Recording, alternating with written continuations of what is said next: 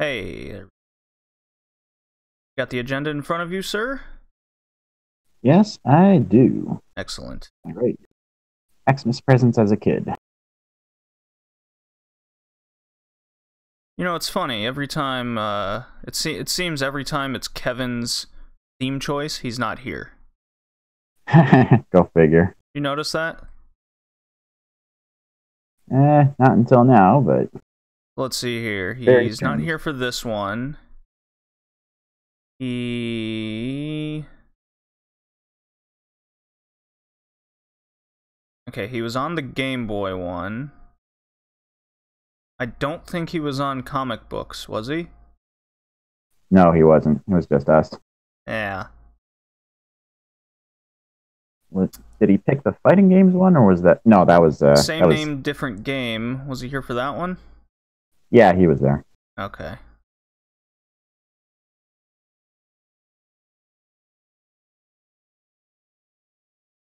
Female protagonist was Josh's sort of return pick. He wasn't here for that one.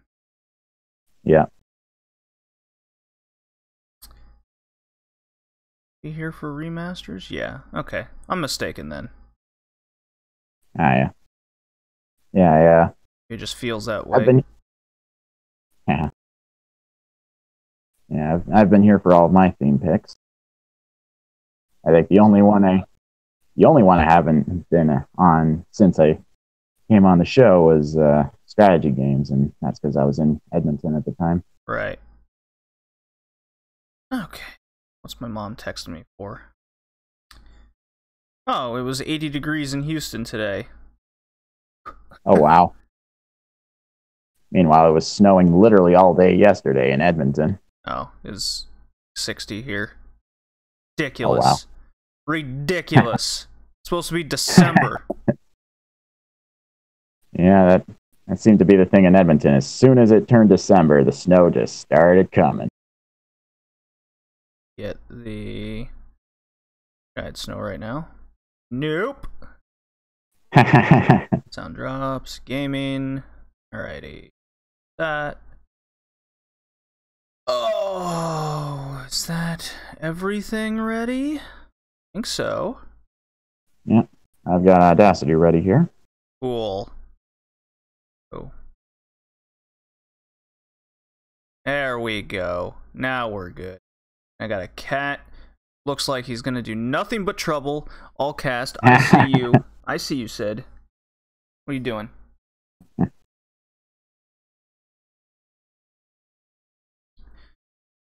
What's your plan? Why don't you go back to your tower? No? You want attention? Oh, yeah, he does. Sure. There we go. As all cats do. Oh. I can't go to bed with him in the same room anymore. He doesn't let me. He attacks the yeah? carpet. He jumps around everywhere. Oh, jeez. Yeah, so I just gotta lock him out. That kind of reminds me of this. I think it was a really funny comic. There was cats versus dogs. The dog's train of thought. These people provide me with food, a place to sleep, and lots of attention. They must be gods. Whereas a cat thinks, these people provide me with food, a place to sleep, and lots of attention. I must be a god. Yeah. I'm familiar with that one. Exactly how they think. So true. Yeah. It's like, hey, JD, it's 5 a.m. Usually feed my ass during this time. What the hell? Feed my mouth, fill my belly. Go to Twitch, make sure that sucker's working. Could be. So I've heard the PlayStation Classic is really bad. Yeah, I heard that too. Yeah, it's like a pure cash grab. Yeah, not only does it have some of the games people really want, like Crash Bandicoot and Spyro, it's also got the inferior PAL versions of certain games. Which is kind of odd. I wonder if it had something to do with the license, or I don't know what the idea there was, but You know, it's just a mini console. You can get all, like, if you have a PS3 or PS4, you can get all those games that you want on the PSN for for the cheaper price or the same. Yeah. Like, you don't need the console. Yeah, and the PS3 controllers are essentially the same as PS1 analog controllers. Yeah, exactly. So I wish Intelligent Cube was on the PSN, otherwise I would have gotten it already. Oh, yeah. Yeah, I remember playing the demo of that as a kid, and I was just like, I can't figure this fucking thing out. Yeah, I don't think I even heard of it until recently, but it looks like a pretty cool game. Might be something to play for the cast. Perhaps. Yeah. Did you already do a puzzle games? No, we have not done a puzzle games cast. Oh, that'd be a cool topic to tackle then. Yeah. In future. Yeah, maybe. I mean, I did do a games covered and topics covered Oh yeah. sheet Yeah, for yeah. all of us to keep up on. Yeah. That's good. Glad I made it. All right, I'm ready to get this thing started. Ready when you are. Although I'm back on my phone again for as far as talking directly to you. But you got Audacity. You got Audacity just fine. Yep, with cool. with my Snowball. Works for me. I really need to get a new computer, that or a newer OS. I'm just not sure what it's going to do to my current computer. But maybe I'll back up all my files on my external hard drive and then give it a shot. Oh, that's what I do. Whenever I get like something new or I upgrade, I always do a backup and then worry about it afterwards. So, all right, let's get this podcast started. 3, 2, 1, go.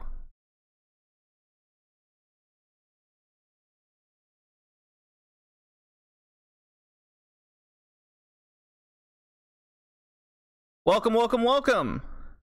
Hey, Colin, how you doing today? I am doing fantastic. Just came back from a nice weekend trip to Edmonton with my brother and his family, and we had a really good time. Got to see my Oma, that is my grandma on my mom's side out there, and one of my aunts, and we had a really good time. How have you been? Yeah, I mean, Thanksgiving in the U.S. here happened in between the cast's episodes. That's why we're delayed a week. You know, my mom was in town, and we got just unbelievably trashed on Friday, the day after Thanksgiving. Nice. Because it was bowling night, and my teammates like convinced the both of us to just stay, and there was an old like 70s band just playing at the bowling alley, and man, one of my bowling teammates threw me a shot of McGillicuddy's. Oh, wow. And 5 minutes later, I don't remember the rest of the night. Mom was informing me of, like, I was picking people up to say goodbye, and... Oh, yeah? Apparently, I went to go put my bowling balls in my car, but the battery of my key went out, so I couldn't open the door. Oh, no. It was just a disaster. So we were just totally hungover all day Saturday, and then we just proceeded to binge watch a show on Hulu. It's called Handmaid's Tale. Sounds familiar. Yeah, well, it's a famous book out of Canada. Oh, yeah? Yeah, it came out around that same time. A lot of those what do they call them? Totalitarian government books came out, like 1984, the 80s. Oh, yeah. Yeah. So, yeah, I really liked the show, was really into it. That's pretty much all we did Saturday, and then I watched all of season 2, like over the next 2 days after that. So, there's that. I've been watching a couple shows myself, animes mostly. Mm-hmm. Yeah, I watched a few episodes of the original Macross. Oh, good man. Yeah. Good show. I'm enjoying it. I mean, the animation is really good for the time. Got good music. Characters are a bit stock, for lack of a better word, but I don't hold that against the show because it's older and therefore the archetypes are more fresh back when it first came out. And that is the right mindset to go in watching stuff like that. For sure. And I feel like the show has provided some direct inspiration for Transformers. I think Transformers was shortly after that, yeah. Yeah, that makes sense. Well, this is the Retro Gaming Cast, episode 33. That's why we're all here. Lots of nostalgia talk on this cast. We got... For sure. Yeah. The theme of this episode is Christmas presents as a child. So, the games chosen, you had to have received this gift when you were a kid during the Christmas holiday. So that was Kevin's pick. Kevin has other business to attend to, so he wasn't able to make it. Yeah, well, it happens. Topics include before that terrible sales in AAA titles. It's a major talking point going on right now in the world of gaming. It's worth discussing, especially with games coming out during holiday seasons. And then I figured we'd talk about some of our Christmas gaming memories, just as fun. I think we've kind of touched on that on a previous episode, but not to this extent. I think we're going to get into. That was good stuff we're going to talk about here. And cool. If you haven't noticed and you're just joining us or haven't tuned into us for a little while, we have new logos and artwork for all the social medias, the podcast itself, streaming sites, like what you can find if you join us on YouTube at Red Leaf Retrocast, or if you want to see us play games at BowlingJD, Twitch, Mixer, and Periscope. Well, these were all done by my man Craig from Mason Craig. If you want more artwork done for anything and like his work, like what you see, hit him up on Twitter, twitter.com/MasonCraig, MaceNDCraig. Or want to see him just stream some games of himself, Twitch of the same name. So definitely, he was very nice. Lots of good feedback coming from those already. It's great stuff. We got a professional logo now and everything. Very nice to have. So thank you, Craig, again. We'll continue shouting you out for sure. Nice. You like the logo and everything, Colin? Yeah, it looks pretty cool. I mean, it's sure as hell better than anything I could come up with. I can't draw to save my life. Fair enough. And this is December 3rd as we're recording. And the contest that we ran in November is officially over. You could have entered via subscribing to the YouTube channel, following us on Podbean, our host podcast site, Red Leaf Retrocast, or leaving us an iTunes or Stitcher review. So you could enter up to 4 times, and the winner will be chosen here shortly once all the reviews come in, because anyone who entered in the last day and sent a review, give it a couple days to register. Cool. And if you so choose to incline to send us give us an 5-star iTunes review, we will read it on the cast, and of course, you will be entered into any future contests that we have coming up, like, say, a 2-year anniversary happening soon. Oh, yeah? With another giveaway this time. Oh. Yeah. Very nice. That'll be coming up. So definitely enter any of those 4 ways. You can enter up to 4 times. Highly recommend. And speaking of iTunes reviews, I have one to read here. Ready for this, Colin? My body's ready. All right, your body's ready. So this comes from Aaron Echoes. Great content and even greater people. Multiple shows under one podcast. Gaming, anime, wrestling, retro stuff. Guys are killer to talk to on social media, and the streams are fun as well. Well, thank you, Aaron Echoes. Love the feedback. Love the review. We love you. You're the greatest. All right.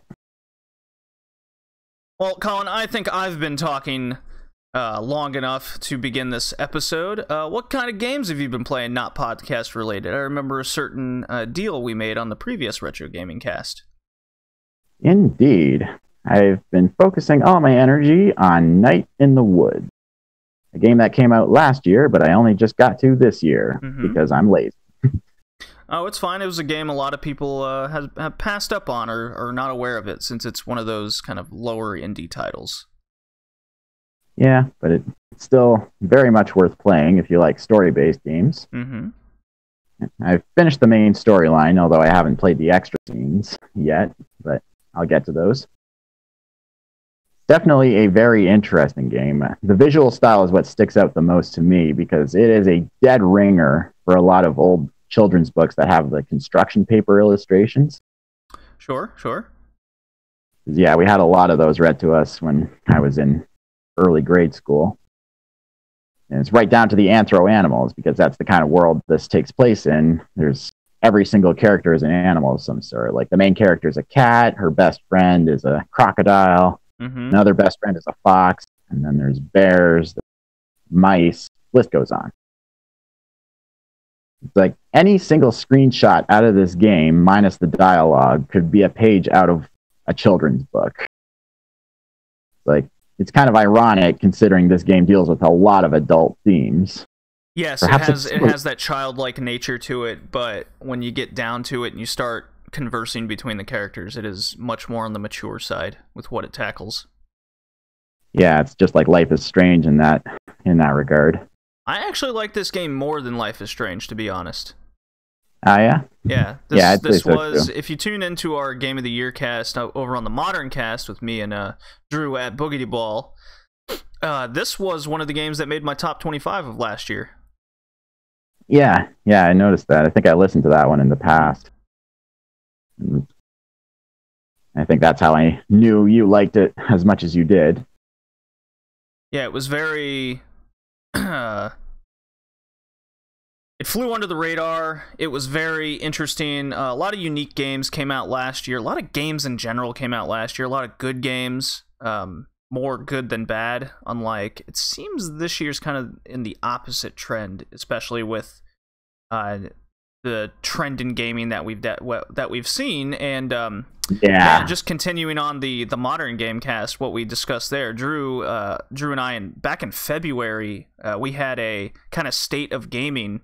And we spoke a lot about the live service trend, the microtransaction, everything, and wow, is it just not more apparent than ever? But yeah, games like when Night in the Woods came out is just those breath of fresh air type moments for sure. But what did you think of the chapter sequences and the sort of kind of depression topics and anxiety that the game touched on? I thought it dealt with it pretty well. I mean, it feels like the story kind of drags itself a little bit. And just to explain for people who aren't familiar with Night in the Woods, it's about this 20-year-old girl who drops out of college and comes back to her hometown. Mm-hmm. And she tries to reconnect with some of her old friends. But it seems like a lot of them are starting to move on to bigger and better things. Like, friends are going to be moving to the next town over, or one of her other friends is working or helping run her dad's shop, and all that sort of stuff. And it's and she herself still hasn't really quite accepted adulthood just yet, but there's reasons behind that become apparent later. Oh, and if you ever went to college and saw people or other students where they just couldn't quite get the handle on being away from home for the first time, kind of that discovery of, losing control of yourself and then kind of going back home in shame because you didn't, do what society expects of you. At least that's what I was taking from the game. Yeah, that's true. Like, yeah, kind of hits home hard, doesn't it? A little bit. I mean, I've always been kind of a pretty independent kid as it is. I mean, I was kind of looking forward to going out into the world to when I went to university the first time. Mm-hmm. Although, when I was actually there with my parents, getting ready to make the move, I did feel that kind of anxiety and depression because, well, it's one thing to imagine how it's going to be like, and then another to actually experience it. Just remember feeling that anxiety for like a week afterwards once the move was completely made, but I was able to get through it. Yeah, I mean, But I moved away from home the first time when I was 17 to Germany. So college, I didn't really get that. I was just, hey, I'm just away from home some more kind of deal. yeah, But everyone else, you know, I could see the different mindsets and the way people acted, and you know, Night in the Woods just really made me kind of. It took me down a nostalgia trip, as you know, it was only. Yeah, not 8, 9, 10 years ago, kind of deal. But you can have a sort of nostalgia for something not that long ago, I would say. Not to the extent of, say, 20 years ago when you were a small child, which we'll be talking about later in this episode, as we got some people talking in the chat here over on Twitch, which you can find us at BowlingJD. Tolliver660 sees the topic. My favorite game ever got as a kid was Kingdom Hearts. Yeah? Yes. We'll be discussing that shortly but surely. Yeah. Colin's a big Kingdom Hearts nut, so I think he can relate better. For sure. Yeah. Speaking of nostalgia for Night in the Woods, I remember at one point in the game, the main character, May, she comes across an old Italian restaurant that goes out of business. And I remember feeling a slight twinge of sadness for her because it basically hammered home that a part of her childhood was gone. Oh yeah, I mean, first thing that pops into my mind anytime I go back to Houston and visit family is the bowling alley I essentially grew up with. That was my first job. That's where I found out I got into the foreign exchange program to go to Germany. Like, I was at work there, and you know, life-changing moments. It was a big part of me. Even growing up and going there on like a Wednesday night with bowling league and just smoke everywhere. Yeah. The bowling alley's closed. It doesn't exist anymore. It's torn down and everything. And I remember when I went there and just, you know, whether it was new management taking over, what else? New management taking over, you know, renovations they do. You know, it slowly became not the place I grew up in, and then it just closed out of nowhere. I'm like, wow, that's a lot of memories just gone, just like that. Yeah, for sure. Mm-hmm. The real kicker in Night in the Woods was the sign that said, "Thank you for 28 wonderful years." It's like, change sucks sometimes, right? Yeah, it does. Absolutely. It can't always be good, but sometimes change is a good thing. Yeah, I mean, change in and of itself is not bad or good. It just is. Can be, yeah. Yeah. It kind of reminds me of a lot of video rental. Yeah. Of course, the Demon Tower mini game in there, it's fun, but the Leafy Graves level in there can go eat a dick. Like, there's these hooded figures that zip around and throw knives at you, and the freaking boss is one of them. Oh yeah, I know exactly what you're talking about now. And we got a bunch of people now joining us on Twitch. We got Black Echo 19. I love that guy. He's Aaron Echoes. He's the guy we just read his review on the cast. Look at him. Remember when Silent Hill changed and became bad? I guess in that sense, change is bad. Yeah, that's true. All right. Well, I think for the next cast, I will buckle down and play To the Moon. I did buy it during the Thanksgiving sale for like $3, so I definitely have zero excuse to play it now. But for some reason, over the weekend, I had this strange inkling to play Papers, Please instead. So forgive me, Colin. I wanted to play a totalitarian game where you control a border checkpoint. Yeah. Seems like as far as games go, JD, or stories, really, we seem to gravitate towards opposite vibes. It's like you tend to go more for the sad and depressing stuff, whereas I go what that says about you or me. But I don't know. Maybe I just maybe it's because I live a lonely lifestyle and I can relate easily to the isolation, to being isolated in life. But yeah, I absolutely love Papers, Please. I don't know. I think this is like the 4th time I've played through it. Because I played it for the YouTube channel with John in Toronto, and he's the one that introduced me to it. And we played a couple there's like 20 endings to the game. Well, this time, I did make it through all 31 days, And yeah, I kind of got the Orstotska government did find out I was part of the resistance, and the resistance failed, so I was put on death row, family unknown. So that was my ending. Oh yeah, too bad. Yeah, I mean, it's a very simplistic game. You're just checking like passports and certain documents that need to be handed over on that day. There's funny amount of comedy in there. You can befriend like a certain guard. A lot of different things in the game. I absolutely love the creator of the game, and he just came out with one I've been just dying to play. And it's called I have it right here, Obra Dinn, I believe that's what it's called.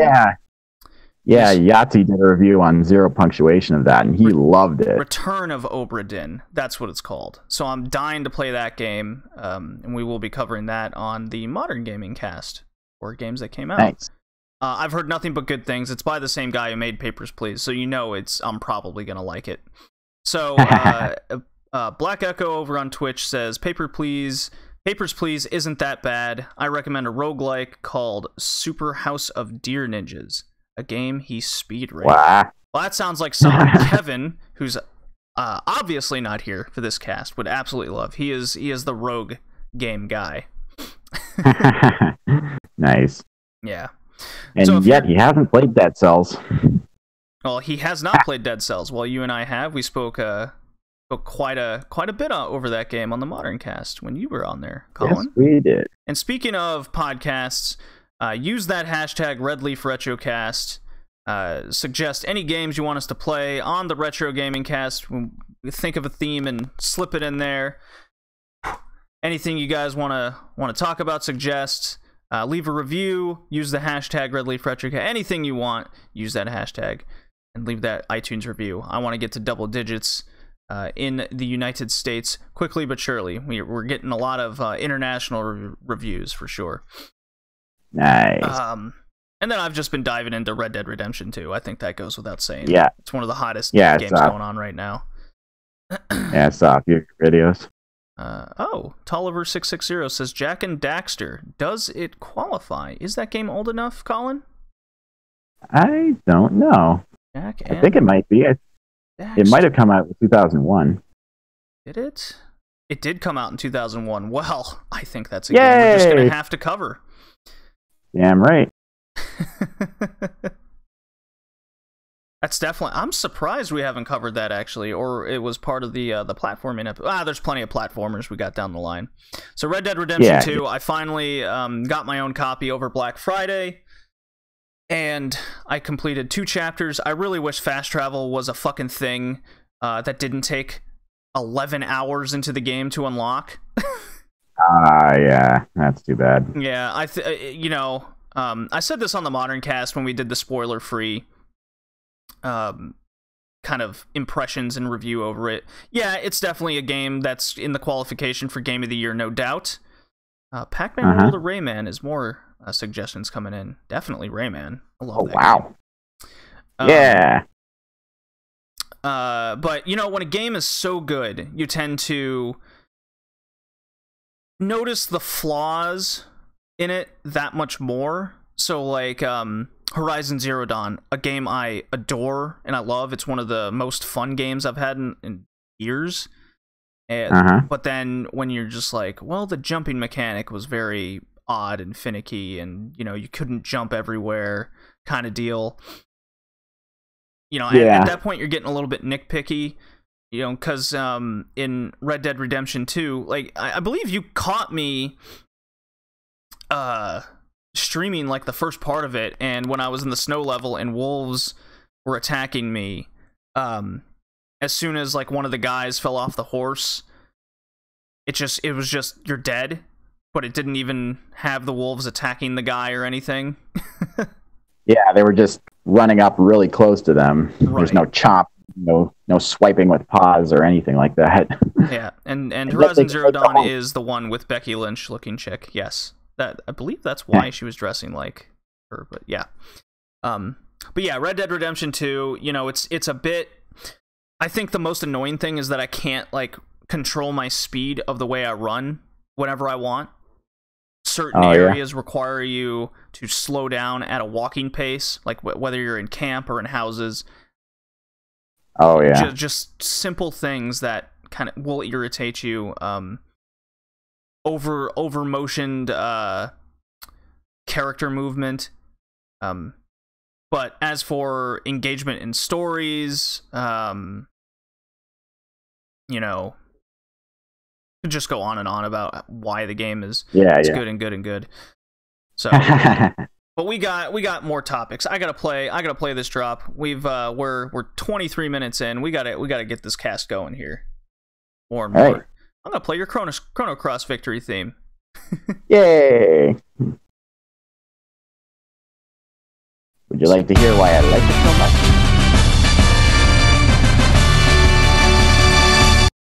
There we go. Cool. Yay. Chrono Cross has been played. I'm gonna mark that time down now at 23. Cool.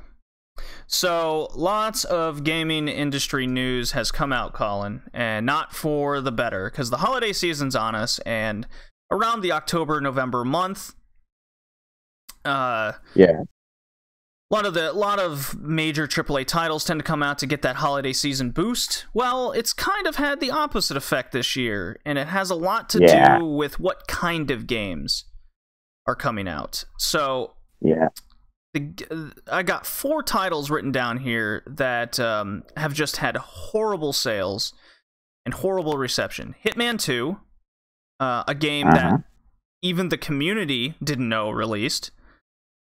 Battlefield 5, no one's fucking playing it. Shadow of the Tomb Raider, a game I spoke of being average. But then I ranted that not only is it discounted permanently, it also comes with all the DLC already, which I was very upset about. That's a Square Enix issue. And then the worst one of them all, Fallout 76. Oh, yeah. Not even a month has gone by, and it's dropped in price. So. And on top of that, the false advertising thing. Yes, the false advertising where if you got like some sort of special edition, it was advertised as coming with a canvas bag, a quite nice looking travel bag. Instead, you got this plastic nylon piece of shit thing that was maybe $3. Tolliver says Fallout 76 dropped in price after 6 days. Well, that wouldn't shock me. Of course. And yes, Hitman 2 is a thing. I did get to play it last Friday, and that was... You know, I might as well talk about it now, because it's probably not going to be brought up on the Modern Cast. It's more like it's more of just Hitman 1, the newer one that came out, just with more episodes, as they like saying it, chapters. But it does a weird thing. If you buy the disc, you still have to go on the PSN and download the episodes individually, which is very strange. Wow. Really? Yeah. Come on, guys. Yeah, I don't really like that. So then what's the point of getting the disc kind of deal? Because the whole idea of getting the physical media is, you know, eventually when the servers get shut down, or maybe you just can't buy the game digitally anymore, you still have the disc. Right? Yep. Although by that point, if you try to put it onto a newer system, you won't have access to like all the little patches that get released. Well, hopefully if the game is good, it doesn't need all those patches, you know? Yeah, that's true. That's kind of the point of releasing a game working on release. And that's, like, just coming off of Battlefield 5, one of the major issues with it right now is it seems like a full third of the game is missing. Oh, yeah. Yeah, and that's not good. Not good at all. Yeah. Most of what I've seen is that its sales are down 63% from Battlefield 4's. And I think 80% from Battlefield 1. Oh, yeah. Yeah. So, a lot of critique is, this is what happens for games that come out on annual releases. Yeah. Shadow of the Tomb Raider is the third in the trilogy. Hitman 2 is a sequel that's much like the first, that just had no advertisement. Fallout 76 is a broken disaster of a game a game and company that's obviously trying to get within the times of the live service model, the microtransaction model, all of that stuff, plus their old ass broken engine that people have been complaining about for just years and years and years. I only played the game for an hour, and I was with about 4 other people, and we just kind of stared at each other going, this can't be real.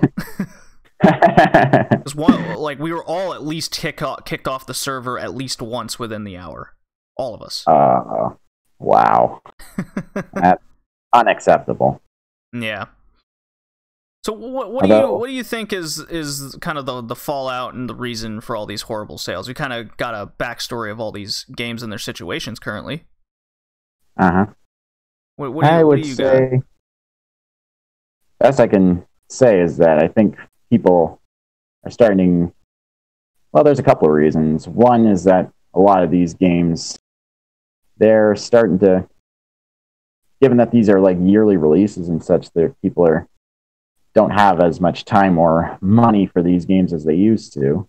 Sort of the same situation with having yearly Star Wars movies from Disney. People just start having fatigue. Fatigue is a big thing, I would say. Yeah, that's definitely in the case of Battlefield 5, I would say. Yeah. And I would also say that people are really starting to wise up and get tired of all the microtransaction live services stuff. Thank God, because I absolutely despise it. Yeah, me too.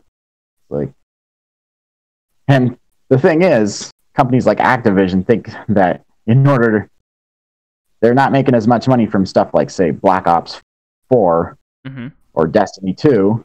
Their solution? More microtransactions. Oh, yeah, I did read that Destiny 2. Well, that was a we got who said this in the chat here? This was a good comment. Aaron Echo said, I watched a Gymquisition on Bethesda. It's wild that the New Vegas dev team only had a few months to make the game, and it was way better than 76. Speaking of the Jim, like what Jim Sterling said, he actually just came out with a video, I believe today, about kind of the did not meet expectations with the shareholders, and that's a very real thing for years now, and now it's just getting worse and worse because of the kind of over expectations that the shareholders have for these games. I mean, a game isn't gonna get 10 million copies sold when like the best game ever sold on the console, could be the 4 or 5 range kind of deal. Yeah. I don't know how you could expect double the sales. Yeah, it's ridiculous. Like I said in a previous cast, these companies seem to care more about their investors than their customers. And what happens when you start doing that? Well, you start getting games like Fallout 76, Battlefield 5, just EA making their developers into whipping boys essentially to just pump out a game every year. I had a lot of critique over Call of Duty Black Ops 4 that came out, where don't get me wrong, Battlefield 5 and Call of Duty both have extremely solid gameplay and sound mechanics. Those are fucking great. I love them. And I'm not a first-person shooter guy, Colin. I'll be the first to admit it. I don't play those games. Made that clear. I am not an online gamer. I am a more single-player, story-oriented gamer. That's a lot of games out there. That being said, Call of Duty doesn't have the single-player anymore. They got rid of that, so there's a big chunk of your game out. I thought a lot of what, whether it's the blackout mode or the zombie mode, it's a lot of rehashing of the models that other games have already made, so they don't have to really do anything new. So that was another major complaint I had over Call of Duty Black Ops 4. It just felt like a better version of games that have already been released, like a more polished version. Meanwhile, we have Battlefield 5, which is on the other end of the spectrum, where it's only the story mode, and they didn't nail that, because it's 3 essential individual stories that are being told, with a 4th one yet to come out. So that's not even on the Of disc at course. release. So it's like, of course, now I have to wait for that nonsense. Final Fantasy 15 all over again. Well, 15 kind of had chunks of the story just not in there on purpose. Oh, yeah. Yeah, and now they're just not even going to finish it. You know, we went into Square Enix a little while ago. Yeah. Last cast. Yeah. So I think that this live service model, I'm very happy, is failing. We all expected it to fail because not every gamer can devote time to every single live service games out there. That's true. It's not possible. Exactly, yeah. And then it's refreshing to see companies like CD Projekt Red who care more about their customers than their investors. Mm-hmm. They're focused on making a good game rather than a profitable one. Now, what's the budget going to entail down the road? That remains to be seen. You know, if it's something like Red Dead Redemption 2, where the game's really good, and then you have their employees, you know, getting overworked, or does the game cost too much to make ends meet? That would be a case of the Tomb Raider games that have come out in recent years. Yeah, that's true. Yeah, I think once companies like Rockstar and CD Projekt Red have focused a little more on employee welfare, then we'll be in a really good place for AAA games. Yeah. I'm definitely worried for some of these companies. Hitman seems to be a franchise that's falling out of favor. And God, those are fun games too. I remember Hitman 2 Silent Assassin, my buddy and I just on the PS2 just having so much fun with that nonsense. And then yeah. I love the Tomb Raider series. I have just about every game of Tomb Raider that's ever released, except Angel of Darkness. I will not have that garbage in my collection. I think the other issue right now is these games are being released with half the content. You're still being charged full price with the promise that more content will come out later to try and get you to still be playing the game. Uh-huh. And is that reason enough for you to stay playing it? You know, to me, I don't know what kind of gamer you are, Colin, at the end of the day, but to me, when the game first released, that's the game I want. And if I want to continue playing it, that's what I'm going to do. I shouldn't have to look forward to the rest of the game coming out later. If it's extra content, like let's take Horizon Zero Dawn, for example. That was a full-on game. And then when the DLC, and I loved it, and then when the DLC came out, I went, hell yeah, I want more. That's the mentality that needs to happen here. Yeah, I agree. That's exactly the sort of gamer I am, too. So, like, in the case of Shadow of the Tomb Raider, to stick with these 4 games we're talking about here with these horrible sales, if they wanted me to buy the DLC, maybe they should have made the game more inventive, more engaging, and not just do everything once, and then that was it kind of deal. Yeah, I agree. Although, I will admit, it's very satisfying to watch EA squirm. It seems like they're, after the aftermath of Battlefield 5 not doing nearly as well as they hoped, seems they've now announced a release of Command & Conquer and Command & Conquer Red Alert Remastered.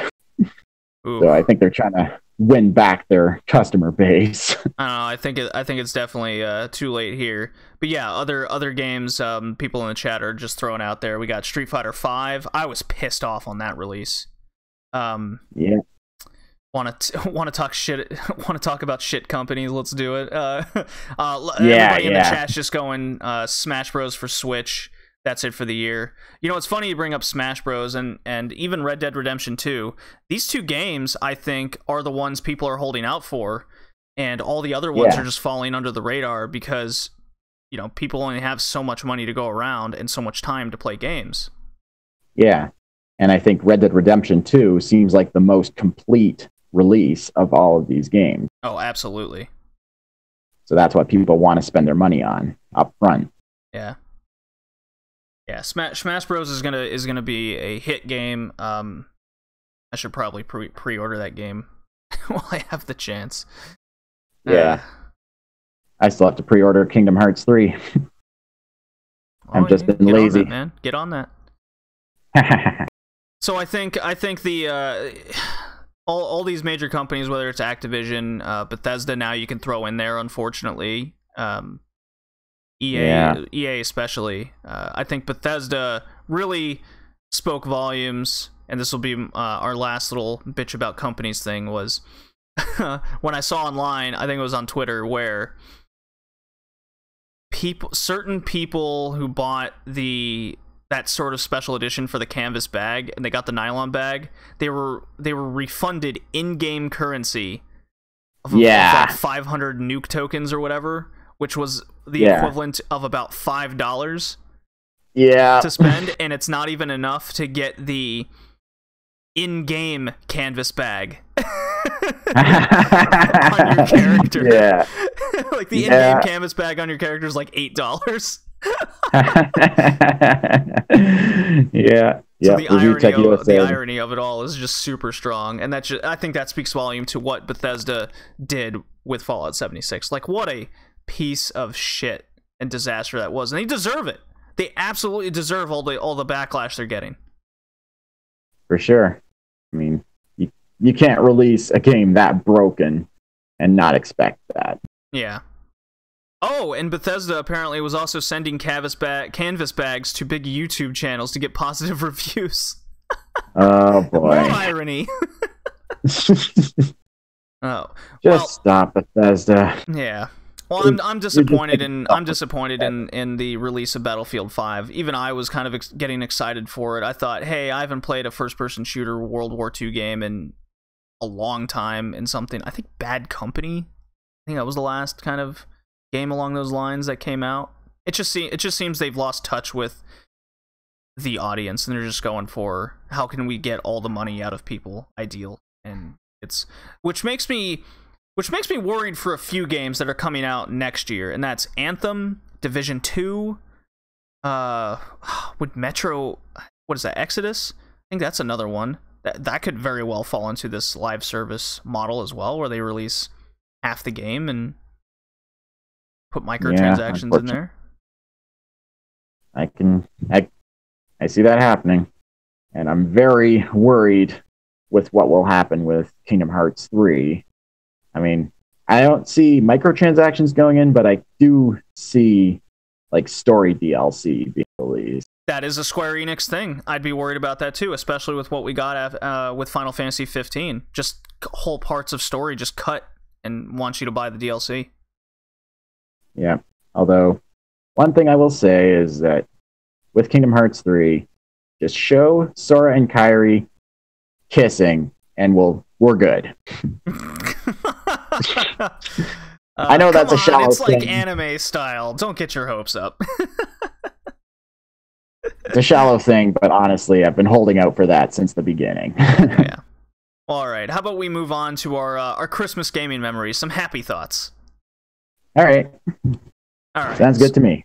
So, what are some of your and everybody in the chat, feel free to chime in. I know Viva La JD, my buddy over at the Smack It Down podcast, who's a good friend of the podcast. He's been on some episodes here, anime, wrestling for sure. His first thought came in like Pokemon Yellow on the Game Boy Color. That was one of his. Oh yeah. That he remembers fondly. So Colin, what are some of yours? What are some of your Christmas gaming memories? Honestly, I don't really have that many because during Christmas time, I usually ask for toys more often than games, because the only system I had available to me was Game Boy, and there wasn't always games that I wanted at the time of Christmas. Oh yeah, your family had that kind of video game rule, didn't they? Yeah, there's no TV consoles in our house until I was like 14 years old. Oh, you but we'll get bastard. to that. Yeah. Well, what happened when you were 14 then? Well, at 14 years old, at Christmas, I got a GameCube bundled with Super Mario Sunshine. Ooh, we'll get to that game. So save those thoughts for that one. Yeah. To say it was a turning point for me, it would be a massive understatement. And yeah, I remember playing the crap out of that once I got it. That is, whenever I had access to the TV, if somebody wasn't watching a movie or a TV show at the time. Although, funny part is, earlier that year, I had... Because this was the year that the Coke auction thing was going on. Do you remember that? Coke auction, yes. I do remember that. Yeah, I just went all over town to, like, recycling bins and pulling off the labels, yeah. And then I managed to amass enough to rent a GameCube from Blockbuster for a week. And Mario Sunshine was one of the games I rented for it. Loved the hell out of it, but we'll get to that. And the other one I can think of is Mario. I got Mario Galaxy for the Wii a few years later, and I played the crap out of that too. Although it got a little awkward around the one stage where you're crawling all over the Queen Bee to get rid of things that are causing her to itch. It's just having family in the room when that's happening, and the Queen Bee being like, "Oh, that's so nice." I'm like, Nintendo? Nintendo, get a little risque over here. Yeah. Let's see. We got Aaron Echo chiming in. Getting the clear purple Game Boy Color with Pokemon Puzzle Challenge and Rayman was a good one. I also got a Game Boy Color for Christmas one year myself. I got Pokemon Red with that game. Nice. That was one of my Christmas memories. But we already covered Pokemon Red on the podcast. That was one of our early ones. Yeah. Although I was a Pokemon Blue guy myself. Yeah, that was a very good gift for me, in particular because family always went on frequent camping trips. I also got Ken Griffey Jr.'s Slugfest and Tetris for the Game Boy. Oh. And so nice. I just played the shit out of those on those like 12-hour car rides over to camping grounds and whatnot. Nice. I remember those being in the tent with AA batteries next to me and just praying that I wouldn't be in the middle of something and the battery would go out. Yeah, my family used to take like boxes of AA batteries because it wasn't just me who had a Game Boy. My brother had one too, and I think so did my sister. Yeah, well, I had to share the Game Boy Color for a long time. And then finally, like a few Christmases later, my brother got a Game Boy Advance, and that was his thing. And he had a Spyro game on there, and what else did he have? I know he ended up getting Pokemon Blue, and that was like his cartridge. Oh yeah. Yeah. And then eventually, for a birthday, I got the Neo Geo Pocket Color. Ooh. Yeah. I had to really search for that one in my things a couple of years ago. Yeah, I remember. Yeah. Christmas for me, Colin, was always associated with getting a new console. That was always the thing. And then I'd get games for my birthday, which comes in February. So, I'd get a game to come with the console that would hold me over like a month and a half to my birthday, and then I'd get a second game. Ooh. Nice. Yeah, I remember getting Pokemon Yellow for my birthday. But we're not here talking birthday. We're talking Christmas. So, exactly. I've brought this up on previous episodes. Let's see. Black Echo. I think my first GBA games were Ruby and Mega Man Battle Network 3. Oh, yeah. People have got a GameCube with Super Smash Bros. Melee, and I stayed up all night unlocking everyone. Unlocking characters and not having to buy them? No. That's crazy thought. What a concept. What retro antique nonsense is he bringing up here on this Retrocast? Preposterous. But let's see here. It was like Christmas of 91, 92. I was 3-4 years old, and I got an NES Nintendo Entertainment System with just a box of like 12, 13 games, mostly sports games. Wow. Hmm. But I got Excite Bike, which I called Exit Bike as a kid because I couldn't. I guess I just wasn't reading it right or whatever it might have been. We've covered that on the cast before. It's probably when I brought it up. Oh yeah. Should do an episode on games based off movies. We have done that episode already, sir.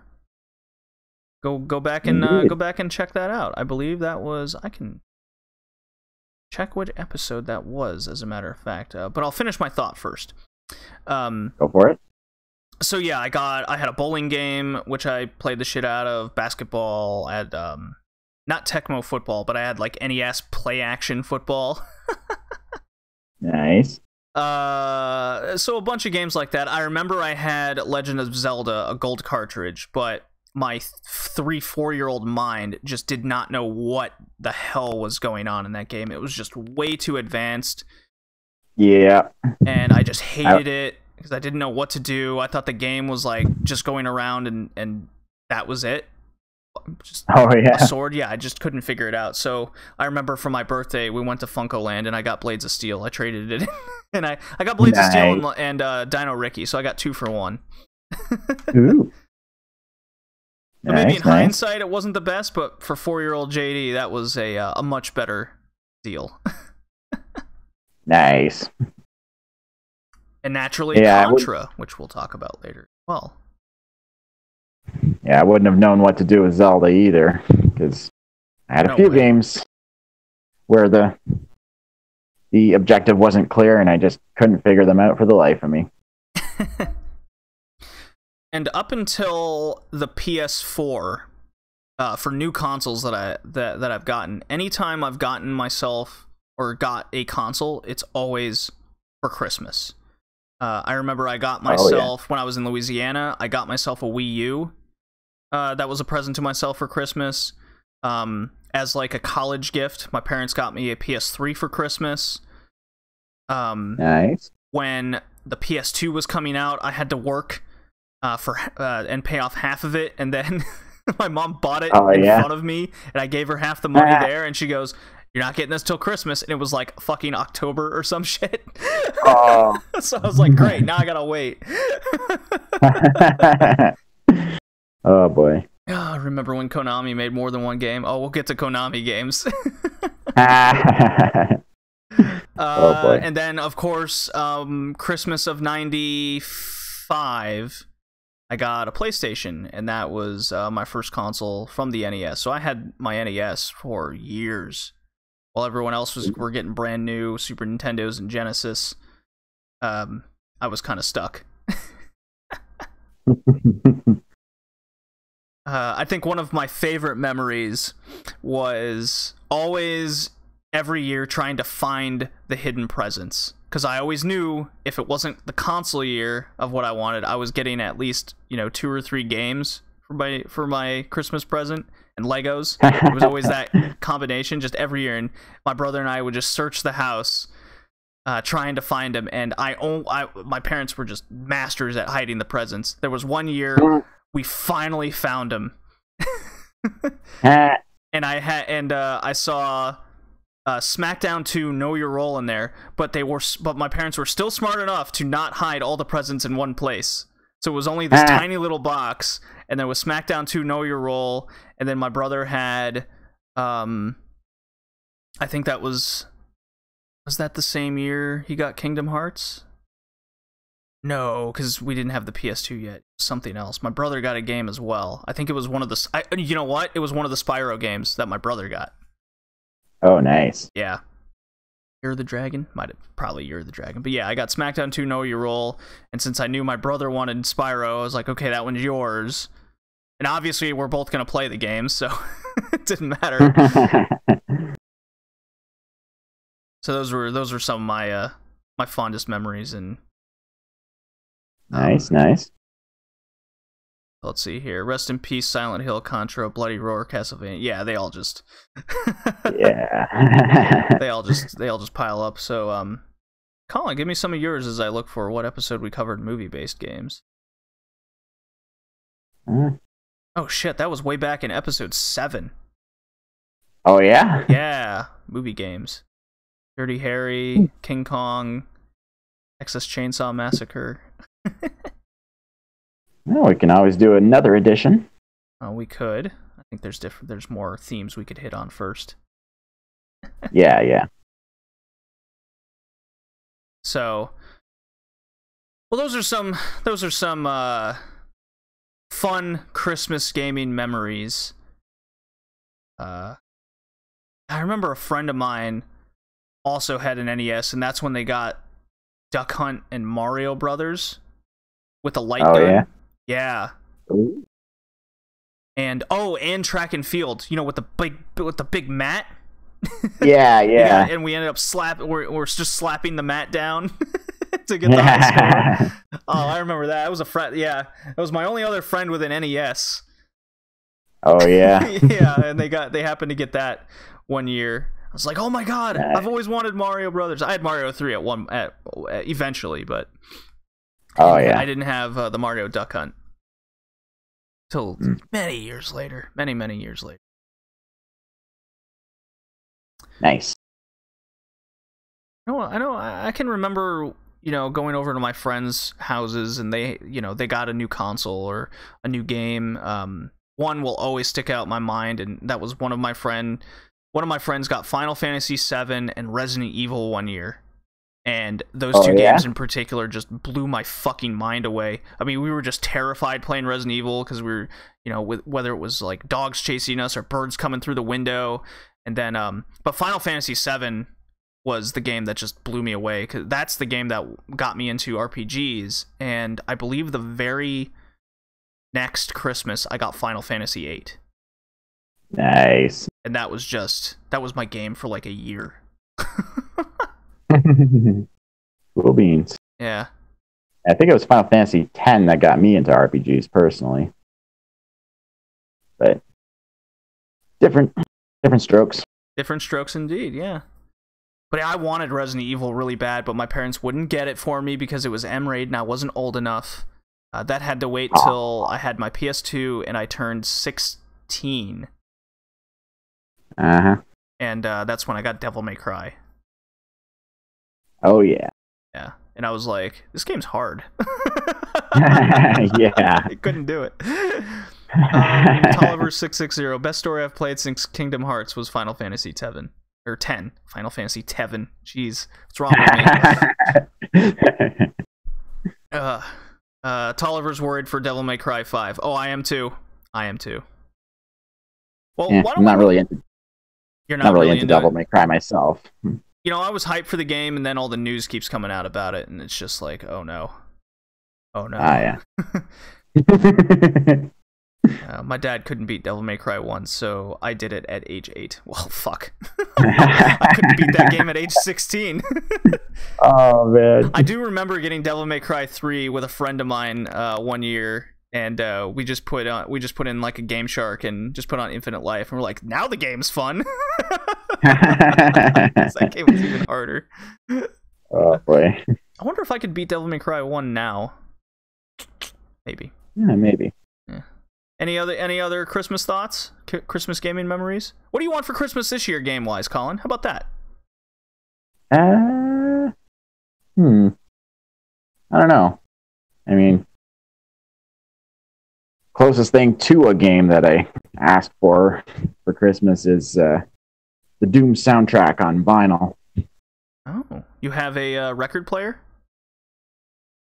Not right now, but it would just be cool to have, just like at least as like a decoration.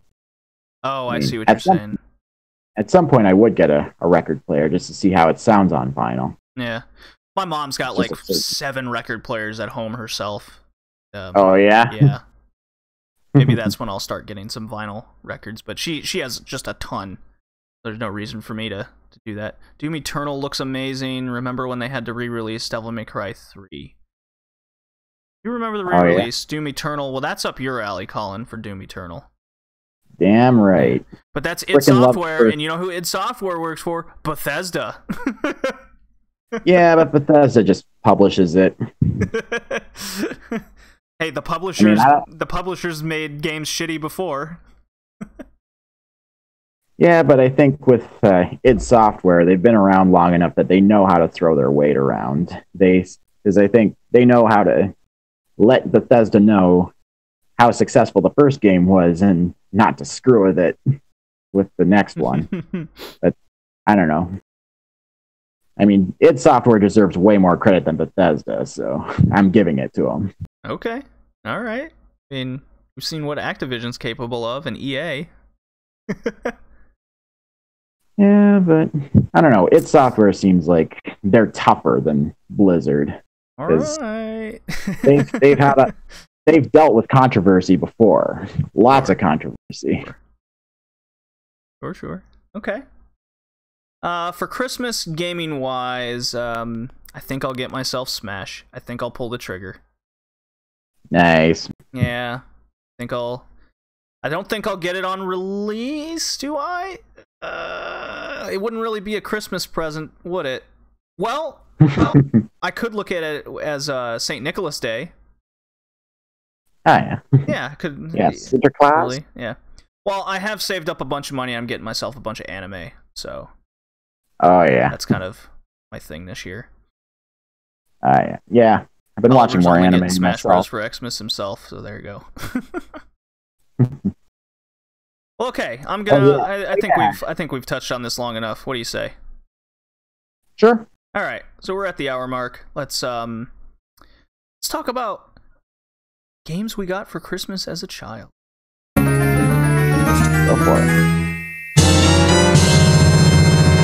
I played the Zelda drop. Seems appropriate. Very apropos. Yeah. Alright, I got my notes written down here. So let's get into Kevin's picks right fast. I wish he would have told us why he got these games for Christmas, but obviously he got them for Christmas, and he wanted them, and he's very excited. And this first game is... How about I do the first one, you do the second one, Colin? What do you think? Sure. Alright. So the first game he has listed here is Mighty Morphin Power Rangers, the Fighting Edition on the Super Nintendo. So, Indeed. Obviously,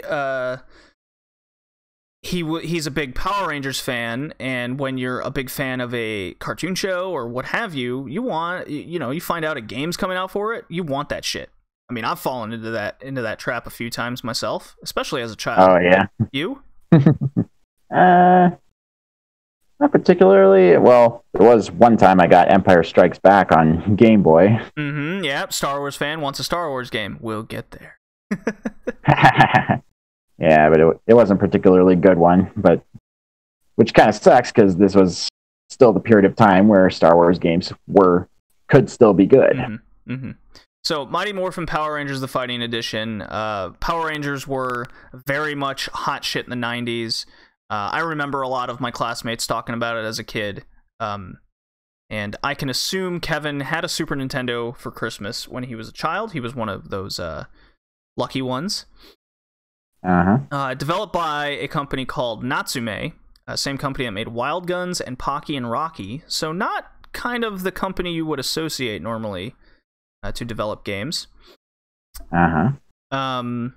Published by Bandai, released September 1995 in North America and the EU, not released in Japan. Huh. Well, then again, they probably had their own games based on the original Super Sentai show, so yeah, that would be kind of redundant. Those. Yeah, there was a ton of those. The one I always associate with Power Rangers is the side-scrolling beat-em-up one, where you can choose between the 5 characters. Not so much here. Yeah. That's not the case here. Instead, this was one of the most straightforward games I think we've covered on the cast in what it was. Uh-huh. It's a fighting game with controls vaguely resembling Street Fighter. Yeah. Yeah. Yeah, I noticed that. Yeah, I thought the background and music was very stock and uninspiring, but passable. Fair enough. It fits. Yeah, it wasn't annoying. I'll give it that. But you don't fight as the Power Rangers themselves here, but they're quote-unquote Zords. They're giant robots instead. Boo. Yeah, so again, not quite something you would associate with the Power Rangers. The game plays a bit slower than I would like, and the combos are pretty tough to pull off, honestly. Because I'm not the best fighting game guy. I definitely need some easier mechanics for me to pull off combos. So I had a real tough time pulling off the combos in this game specifically. Yeah, I'm not big into fighting games either, as we've gone over on the Fighting Game Cast. Episode 18, by the way. Right. To all you newcomers. And I'll get to some of these questions and comments in the chat after each game. Make it flow better. So, all right. I thought the mech sprites were very colorful and detailed, so that was a very good thing in the game. That was very enjoyable. But it definitely stood out compared to those backgrounds, which I spoke of just a second ago. What I did notice, Colin, was the title's character select screen is fucking crazy. So many flashing lights and lightning going off everywhere. If you have epilepsy, beware. yeah. Reminded me of Capcom versus SNK too. Just pretty chaotic. That had a pretty wild venue. Yeah. It's the old flashy arcade game trying to get your attention type deal. Yeah. Oh, yeah, this was definitely had that kind of simplistic arcade feel to it. The only unique thing in this game, I would say, is probably the power bar at the bottom. So when you hold down your attacks, you're given the option to power them up and make them stronger. Yeah. Because you're in a mech. So, very simplistic game. What are your overall thoughts on it, Colin? Like I said before, it was kind of disappointing to only fight as the Megazords instead of as the actual Power Rangers. But I can't say I hated this game. It was like the story. I played the story mode and it was pretty easy for the first few fights. But once you get to like the Thunder Megazord, which was the character I was using, it starts to ramp up. It's always like that third or fourth fight in these fighting games. It just give me your quarters kind of mentality. Yeah. But I wish for like the mini cutscenes, I wish they would have used a different animation for certain victories, because it's each and every time it's the same animation where the Megazord sheathes a sword upon which the enemy drops to the ground. Mm-hmm. And that same motion is used in a lot of anime and Japanese properties in general. It's like, hell, in One Piece, one of Brook's moves involves slashing an enemy, walk 10 steps, and then sheath his sword. And as soon as the base of the sword hits the sheath, the slash takes effect. Oh, God. Yeah, I mean, not much else to say about this game here, to be honest. It is what you hear. Yeah. Although I can't say I was expecting Ivan Ooze to make an appearance here. He was like a movie-only villain. Oh. See, I didn't watch Power Rangers as a kid, so all these just kind of went over my head. Yeah, I watched quite a number of episodes, and I've seen a bunch of videos talking about nostalgia for the Power Rangers. Okay. There's this screen at the end of the story mode when you beat it that it's like, more phenomenal! Oh, jeez. Nice play on words there. It's so cheesy. It's weird I never liked Power Rangers growing up because I was a big Godzilla fan and loved the Tonkatsu and all those movies. So Jack Jaguar? But I was just never into Power Rangers. I just thought I'd rather watch the stuff I was more familiar with. Maybe that was my mentality. I don't know. Watched other things. I just liked watching it whenever it was on. It's just really fun to watch. Sure. Well, the game gets, I guess, a pass. It's not something I would go out and seek, that's for sure, or probably play again, but it is passable. Yeah, I would say it's playable, but not very interesting. Yeah. I'd actually give it a fail on. It's just, I think we're both on the fence about it. So you can go out and get the game for about $17 loose. So I guess it's not the most expensive thing, but I think you can spend your money on better games for the Super Nintendo, to be honest. And here's a question that was thrown in the chat earlier. Here be a question for the chat, you guys. For the chat. First wrestling game you played and the worst you've played, Retro.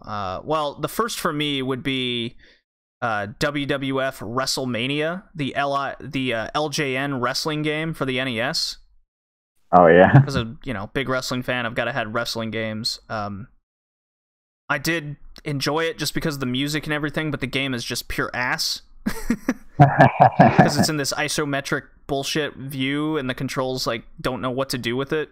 And then I remember one Christmas, along with I think the first SmackDown, I got WCW versus the World, and that game was also atrocious. So I struck out on my first 2 wrestling games I ever got, and that kind of set a precedent for me of being very hesitant to ever buying a wrestling game again. But luckily, the SmackDown games, the first 4 really came through. Nice. Yeah. See if there's any other comments here. Go on, Colin. I actually remember we had the game WWF WrestleMania for Game Boy. So I imagine it's along very much the same line as the NES version. Mm-hmm. But remember, me and my brother would play the crap out of it. And I remember always liking the commentator that would give like text announcements before and after every match. Sure. If the $1 Million Man was wrestling and lost, one of the things the guy would say was, "I guess it just goes to show that money can't buy everything." Right. Oh, you're getting some love, Colin. He loves that you brought up Capcom versus SNK too. We actually did cover that game on the Fighting Game podcast. Go seek that out. I believe that was episode 18 or something. Yes, it was. Yeah. All right. That was a fun cast. Yeah, that was a fun cast. WCW vs. the World had such a great roster. Great roster, shitty game. I remember Jushin Thunder Liger and Sting was in that game. Madness Diamond has joined the chat. Welcome, sir. So, tell us about our second game, Colin. Or Kevin's second pick game. Second game is Crazy Taxi for Dreamcast. Crazy Taxi. Yeah, time to make some crazy money. I like that impression. That is what he sounds like. It really is. Yeah. Yeah. Now, this was developed by Hitmaker, which is a division of Sega, who also made Daytona USA and Virtual On. Mm-hmm. The Virtual On game. They're mech games. Ah, yeah. And published by Sega. It was originally an arcade game, but was released in the year 2000 on Dreamcast and later ported to everything. I played the GameCube version myself. Yeah, I believe Kevin said he got this for Christmas like in 2001 on his PS2. Oh, yeah. I believe that's why he picked this game. Yeah. And this is not since Toe Jam and Earl have I seen a game so representative of the time it came out in. That is to say, the transition from the late 90s to the early 2000s. Which is especially evident in the soundtrack because it sounds like something straight out of a Tony Hawk game. Oh yeah, like Offspring is part of the soundtrack, and oh yeah, I know exactly what you mean. It certainly does. Now that you bring it up. Yeah. And we brought up the announcer guy before. You can tell that voice actor was having an absolute blast recording his lines. It's just like the NBA Jam announcer guy. And there's not really much to say about the gameplay. You just drive around, picking up customers and bringing them to different destinations, causing as much or as little mayhem as you please along the way, similar to Grand Theft Auto. Although in this case, you don't actually hit and kill anyone. And it also kind of reminded me of Batman Arkham Knight, where you just drive around as crazy as you want and nobody dies thanks to the BS comic book tasers on the Batmobile. Oh, I gotcha. And I also got a kind of a Burnout vibe because you get extra points for narrowly missing other vehicles or launching off ramps, overtaking other vehicles. Similar to how in Burnout it would raise your boost meter. And the controls take some getting used to, because instead of one of the regular thumb buttons on the controller, you use the triggers to accelerate and brake. Yes, one of the earlier games to do that, I believe. Ah, yeah. Makes sense. I believe. Yeah, because a lot of games use just, like, if you're on the PS2, X to go kind of deal. Yeah. Yeah. And the thumb buttons are what shift the gears. Because on the GameCube, you hit B button for reverse and A button for drive. Seems weird. Why not on the Dreamcast? Yeah. I remember playing it at your place one time. Yeah, we did play Crazy Taxi just for fun, I believe. Yeah. It's a fun game. It looks and plays exactly how you think a Sega arcade game would be. The look feel is downright that arcade quickness that you want. It's a very good port to all the consoles. I've played this on... I haven't played on the GameCube, but I have the Dreamcast version. I have played it on the PS2 at friends' places. I love how the car controls pretty well. It's very responsive. I love how it kind of bounces along obstacles in the road. Just all crazy-like. Yeah. Good response. Now, the stopping...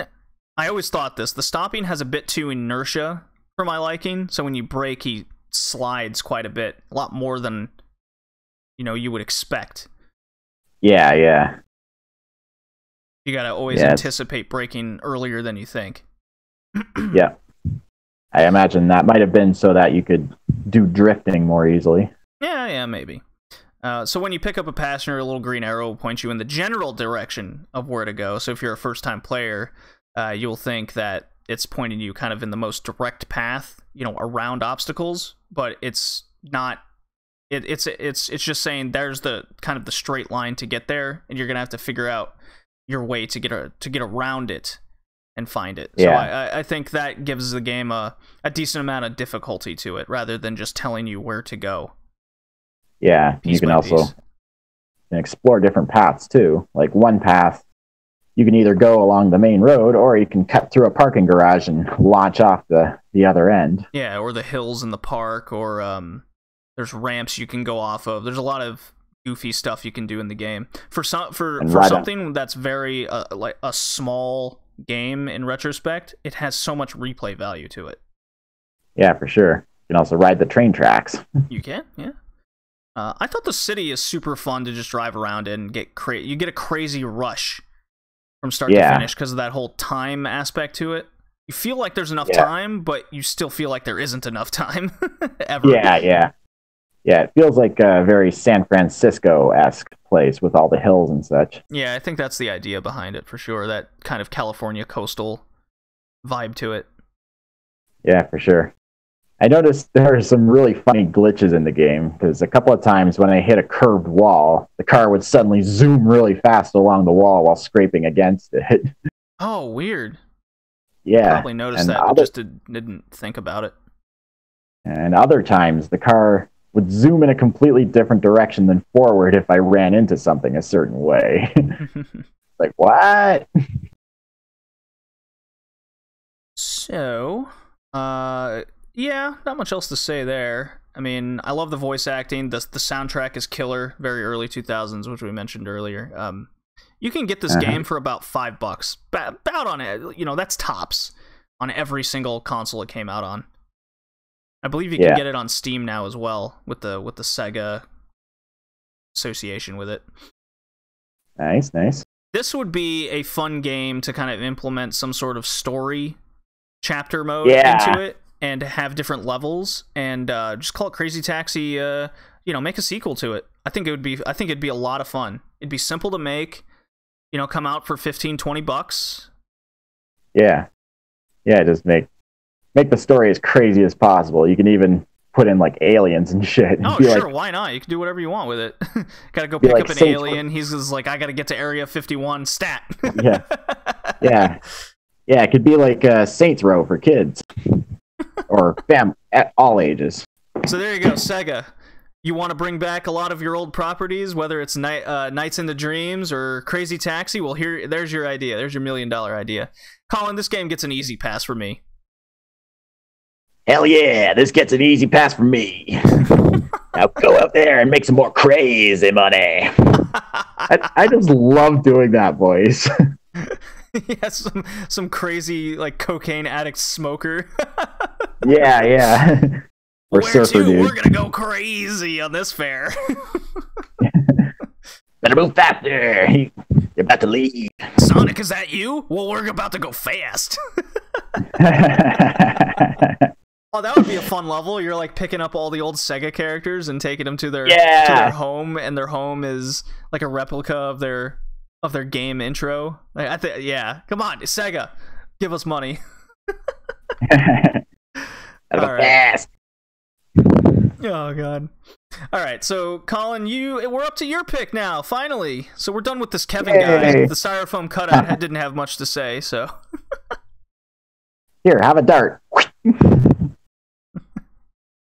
All right, so first on the list on my picks is Star Wars Episode 1 Racer for the N64, PC, Dreamcast, bunch of other systems, and strangely enough, Game Boy Color, which is the version I got for Christmas. Which would go along the lines of your no home console thing, so I'm interested to hear what you thought of the Game Boy Color version, because I remember a lot of friends growing up, because they all had N64s. They all kind of got this game at the same time. Oh, yeah. And, right off the bat, I'm going to say I played the Dreamcast version for the sake of the podcast, so I could compare kind of my old memories of the N64 version. Yeah. Yeah, it's one of those games I found that everybody had, and everybody had already unlocked literally everything and become masters of it by the time I showed up. It was the same with GoldenEye and Perfect Dark. So I never had a fighting chance against any of these guys. Oh, I remember those memories. Yeah. JD, you want to play GoldenEye or Perfect Dark? No! Well, it's a really good game because I suck compared to you guys. You guys are experts. Yeah. Exactly. You never really get to play it for yourself unless you own it. Can we just play Mario Kart 64? Yeah. Yeah. As for the background of the game, it was developed and published by LucasArts and released in 1999 on the PC, Mac, N64, and a whole bunch of others. Now, there were plans to release it on the PlayStation, but they never came to fruition. Believe it or not, believe it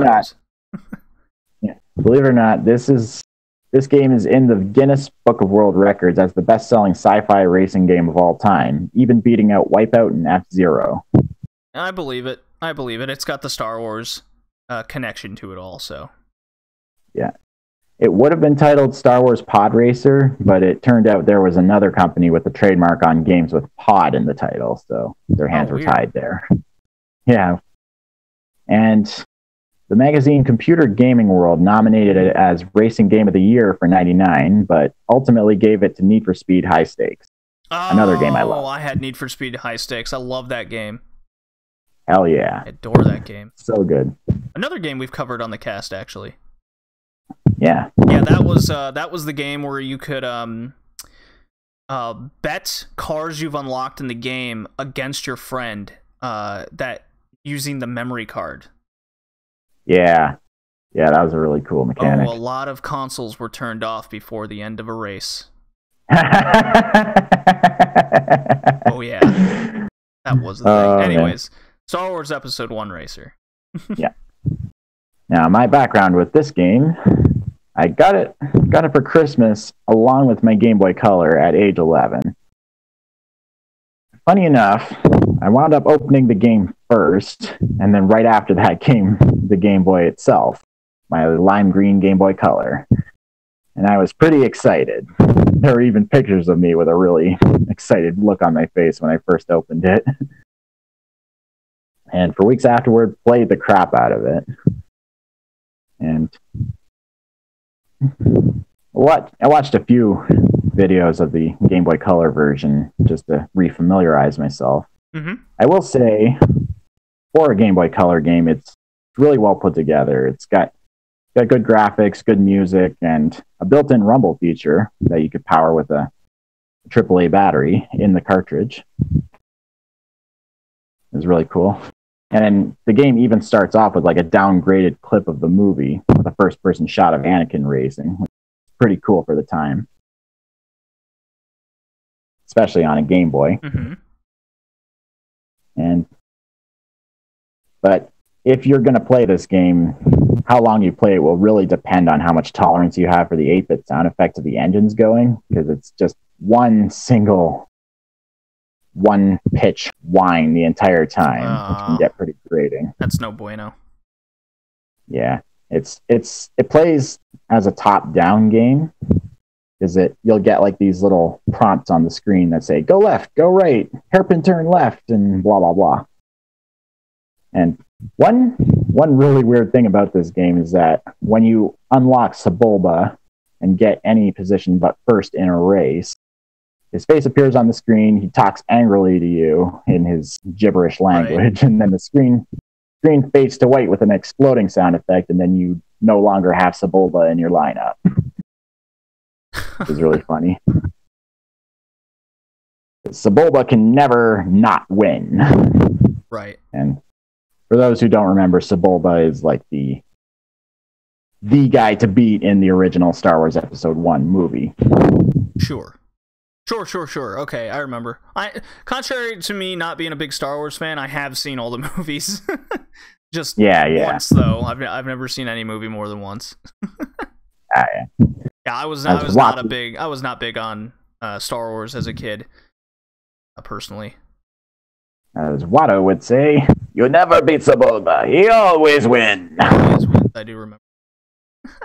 So, correct me if I'm wrong, but this game was released the same day as the movie, was it not? I honestly don't remember. It was a long time ago. So, again, for the sake of the cast, I played the Dreamcast version, having already played the N64 version with friends growing up. Yeah, I played the N64 version myself for this. Yeah, I remember I bought it when we went to the Retro Gaming Expo back in September. You did. So I decided to play it, and still pretty fun. So I kind of did a side-by-side because I was very curious, because I thought visually the N64 version with the expansion pack looked almost identical to the Dreamcast version. Because going into it, I thought, oh, Dreamcast CD-based, it's going to have, better textures, better sound kind of deal that goes with it. If you have the expansion pack, I thought it looked very close enough to that higher rendered version that is the Dreamcast. So that would be definitely something to check out. Now, the Dreamcast version had pre-rendered cutscenes before every race, which I believe the N64 version did not have. I think it was just a quick overview and then it cut to the race, while the Dreamcast version had like full-on cinematic type introduction. That is correct. I only ever saw the N64 version aside from Game Boy Color growing up, so I never got to see any of those cutscenes. Okay. I thought I was that was right. So you race a pod just like in the movie. After various races, you can upgrade certain parts, which I thought was really cool. You can unlock more pods and tracks. So no microtransactions here. What a thought! You unlock it when you play the game. Holy shit! Now this is something I definitely remember being apparent as when I was playing the Dreamcast version. The Star Wars music was throughout the race. Because I remember as a kid, the N64, the Star Wars music would only kick in on the final lap. Yes. Yeah, that's correct. So it was very kind of quiet up until that point. So I remember friends and I like kind of losing our mind a little bit. It's like, it's the final lap! The Star Wars music is happening! Ah! Yeah. Yeah, it really ramped up the excitement there. Well, one thing both games I still have an issue with is the control schemes due to both controller layouts of the N64 and Dreamcast. They suck ass. Like, if you ever want to change your camera view, you have to use your other hand to do it, or you have to take your thumb off the control stick to change, or changing gears or what have you. It's basically pick your viewpoint at the beginning of the race, and then that you're stuck with it. Just deal with it. Yeah. Gonna crash trying to change the view or gear or anything.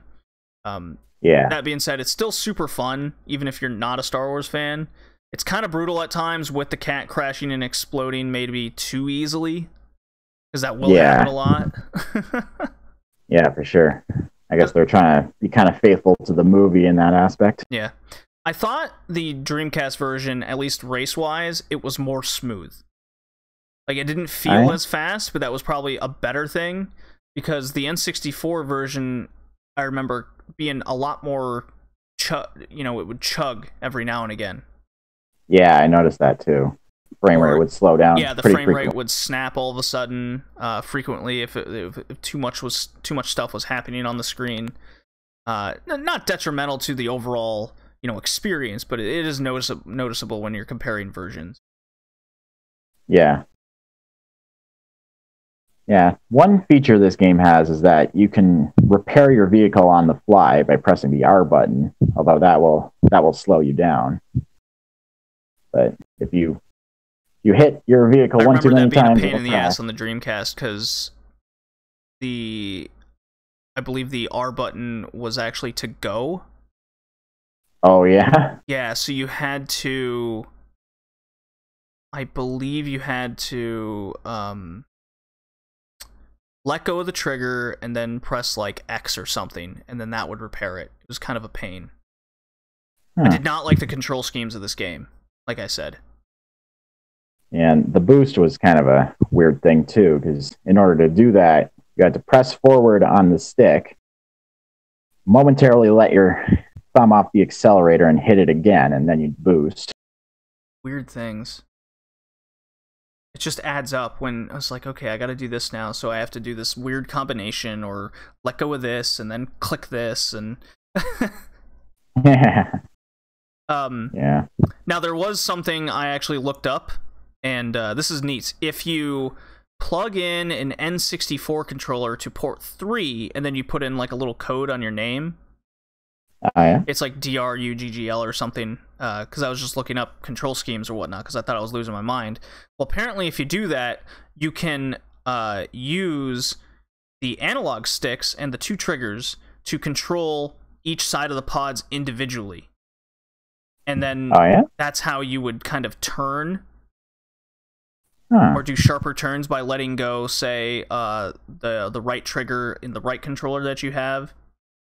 And that would slow down just your right pod, and then you can boost with the left controller. So it's pretty wild kind of control mechanics, very unique and innovative in a lot of ways. It's just pretty complicated to get used to. I didn't get to try it out myself, but I did look up videos on it. I was like, it's interesting. It's interesting. Yeah. And I noticed there were some sound effects from the movie in this game. I'm probably just because I'm a massive nerd, but I do recognize some of them. And some of the planets mentioned in the movie were there too, like Malastare, mentioned by Qui-Gon in episode 1. I'm sure you're not the only one that noticed them. Yeah, I'm sure other people have noticed a lot more than me. Absolutely. Well, the game gets a pass from me. I just wish the control schemes were better. Yeah, I'll give it a pass, too. Game goes for about $7 on the 64, about $20 on the Dreamcast, 18 if you're lucky. So LucasArts surprised me with the game. I'm not surprised they made it. I mean, they did make such games like Grim Fandango. Haha. Yeah, they're a division of Lucasfilm, so they had the monopoly on Star Wars games way back in the day. Yes, they did. They created a fun game. Yeah, I enjoyed it. What a phrase. Fun. Having fun with the game. It doesn't feel like a job. What a concept. Yeah. Alright, Colin. So you got a pretty big, important game as your second pick. Yes, I do. Super Mario Sunshine for the GameCube. Developed and published by Nintendo and released... I've heard of this Mario. Developed and published by Nintendo and released in 2002. And it is the best-selling GameCube game of all time, according to your notes here. Yeah, doesn't surprise me. I saw that. I looked it up. Yeah.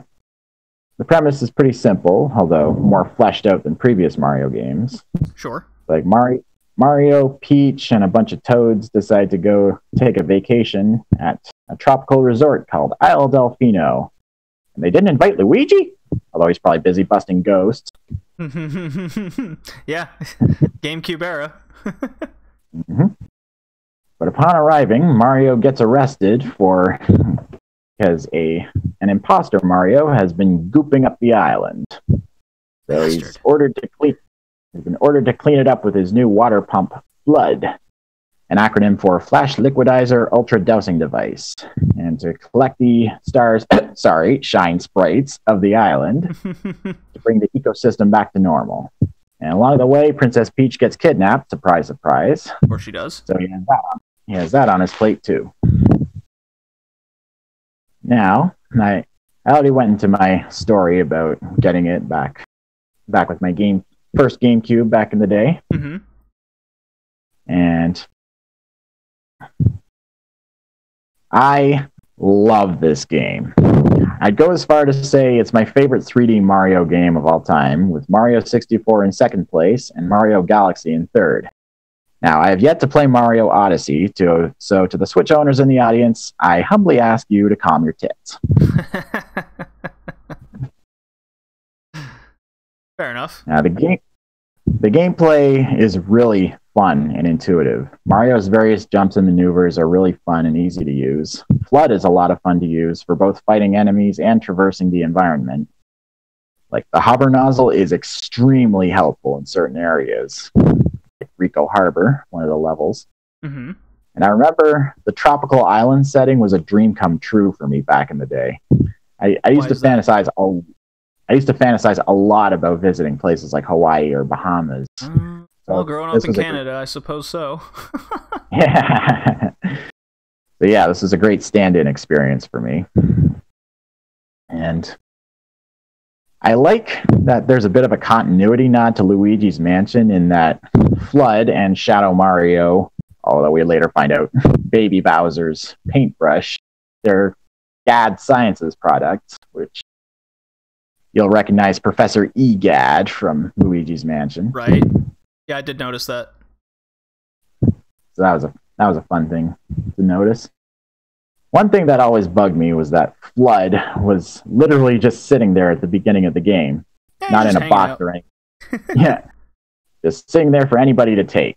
I get that this is a Mario game and you shouldn't try to apply too much real-world logic, but it's a bit of a sticking point. But nothing big. They kind of pretty much arrest Mario and they're just like, clean our shit up. So here's this device kind of deal. That's the way I took it. And he also talks. Blood does talk. Yeah. You know who else talks? All the other characters except Mario. Yeah, that's true. It was really weird. Yeah, that's weird, yeah. I did kind of like Flood as a character, though. He felt genuinely helpful and supportive, and you kind of get attached to him over the course of the game with all the advice he gives you, and he's not annoying like Navi. That's true. That's true. I'll admit the game is showing its age a little bit, but it's still a lot of fun. In fact, I'd say it's aged really well, finicky camera aside.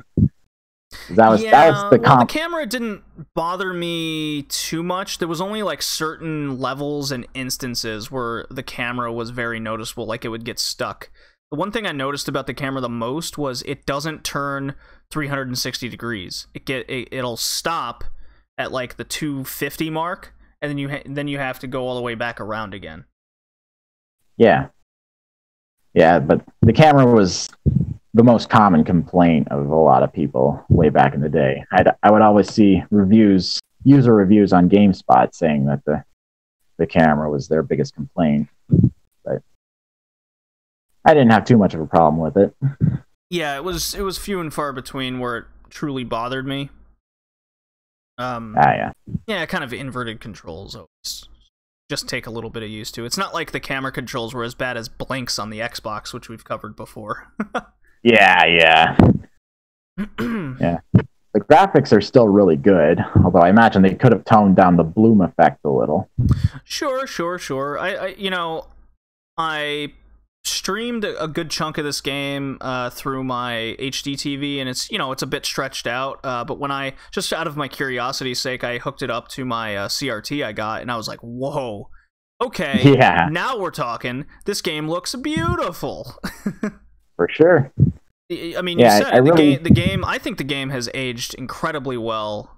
I think what the idea was and what they were trying to do, and building off Mario 64, instead of just making a sequel of Mario 64, they added a gimmick to make it different, and they added this new resort-filled world, gave it so much of its own identity. Yes, it's a sequel to a Mario game, but it felt like it's its own deal. Yeah. And that's really important to me as a gamer. Yeah, for sure. And at some points, you would actually have little mini levels where you didn't have use of blood. Yeah, the precursor to Mario Galaxy, very much so. Yeah. Those are very challenging. Yeah, although I like that in each of those levels, you get like an a cappella version of the Mario theme. Yeah, the music in this game is very solid, but that's no surprise. It's Mario music. Yeah, for sure. If you haven't noticed, I've never played this game before the podcast before. Yeah. Yeah, I only had one friend with a GameCube growing up, and he didn't have a lot of these common games, Luigi's Mansion, Mario Sunshine. He had like WrestleMania, Day of Reckoning, and I think A Perfect Dark and those kind of games. Sacrilege. Sacrilege. Well, I mean, when I took the plunge and got a GameCube myself, because they were super cheap. I think I got mine for like $20 or something, and then I was like, oh, Mario's 15. Yes, please. And then I ended up playing other games instead. But luckily, for the podcast, I was finally able to dive in, and I had such a blast playing this. Haha, blast. See what I did there on purpose? Wah, wah. Wah, wah. So, what I liked the most about it was definitely the overworld and how everything was interconnected and the story was connected. You'd come out of levels and the story would just kind of seemingly continue from there. A much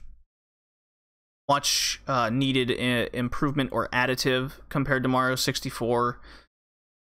Oh yeah. Mario still controls incredibly well. I did think that at times he controlled too well, like he was too over responsive. Oh yeah. Yeah. So take the kind of flip jump that he would do. Yeah. And he would,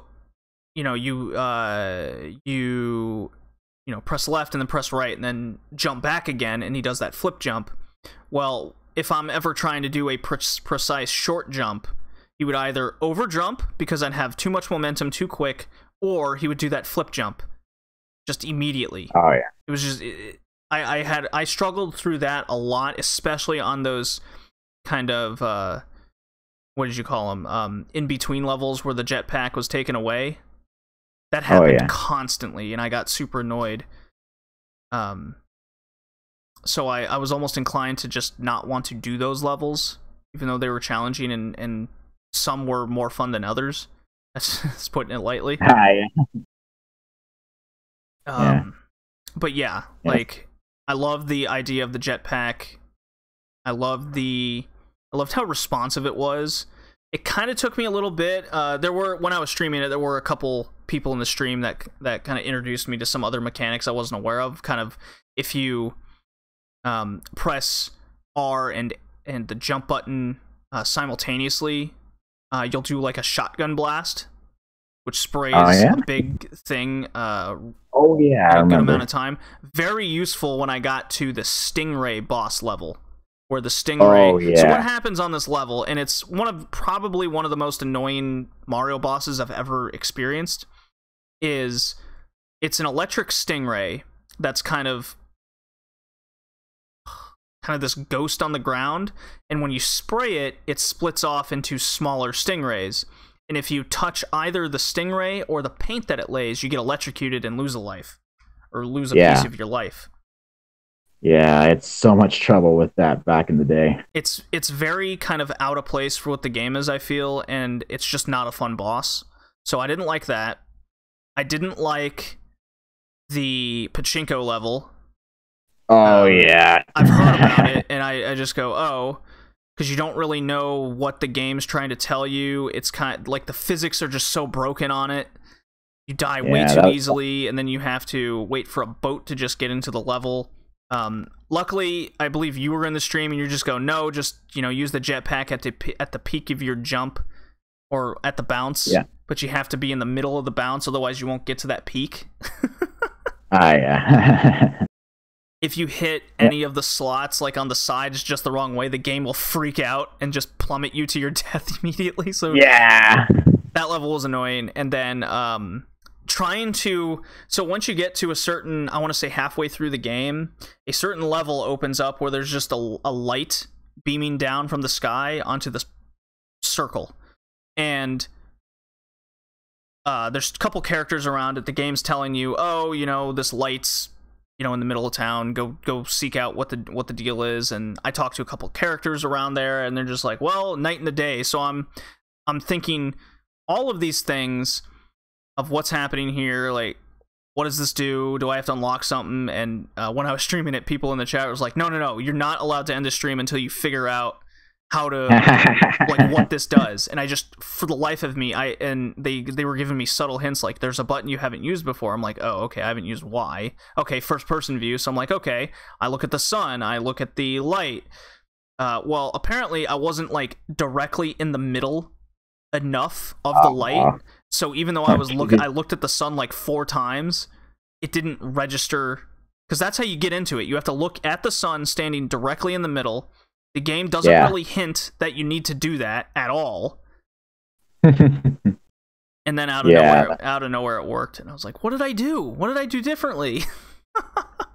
Yeah, that took me a while to figure out when I first played it too. And it sends you into a level with a poison lake that if you fall in it, you're pretty much dead. So there was that. And then shortly after that, there's a mission. It's very much along the lines of Mario 64, where each level you have multiple missions within that level.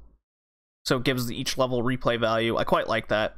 That's definitely a mechanic I vastly enjoy in Mario games. And it's been a staple ever since Mario 64. You know? For sure. So there's one particular level in that Poison Lake stage where it's called Tricky. It's like Cliffside Tricky Track or something, and the game points you in the direction to go to this cliffside area. But where you actually need to go is bounce on this pad and up to the other side of the cliffside area.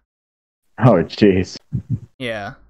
Because it looks like it's going to take you along this path. You're on this cliffside, and then you'll make your way to the right. Because the camera pans, you know, to that cliffside, and it pans right. Like, that's where you need to go.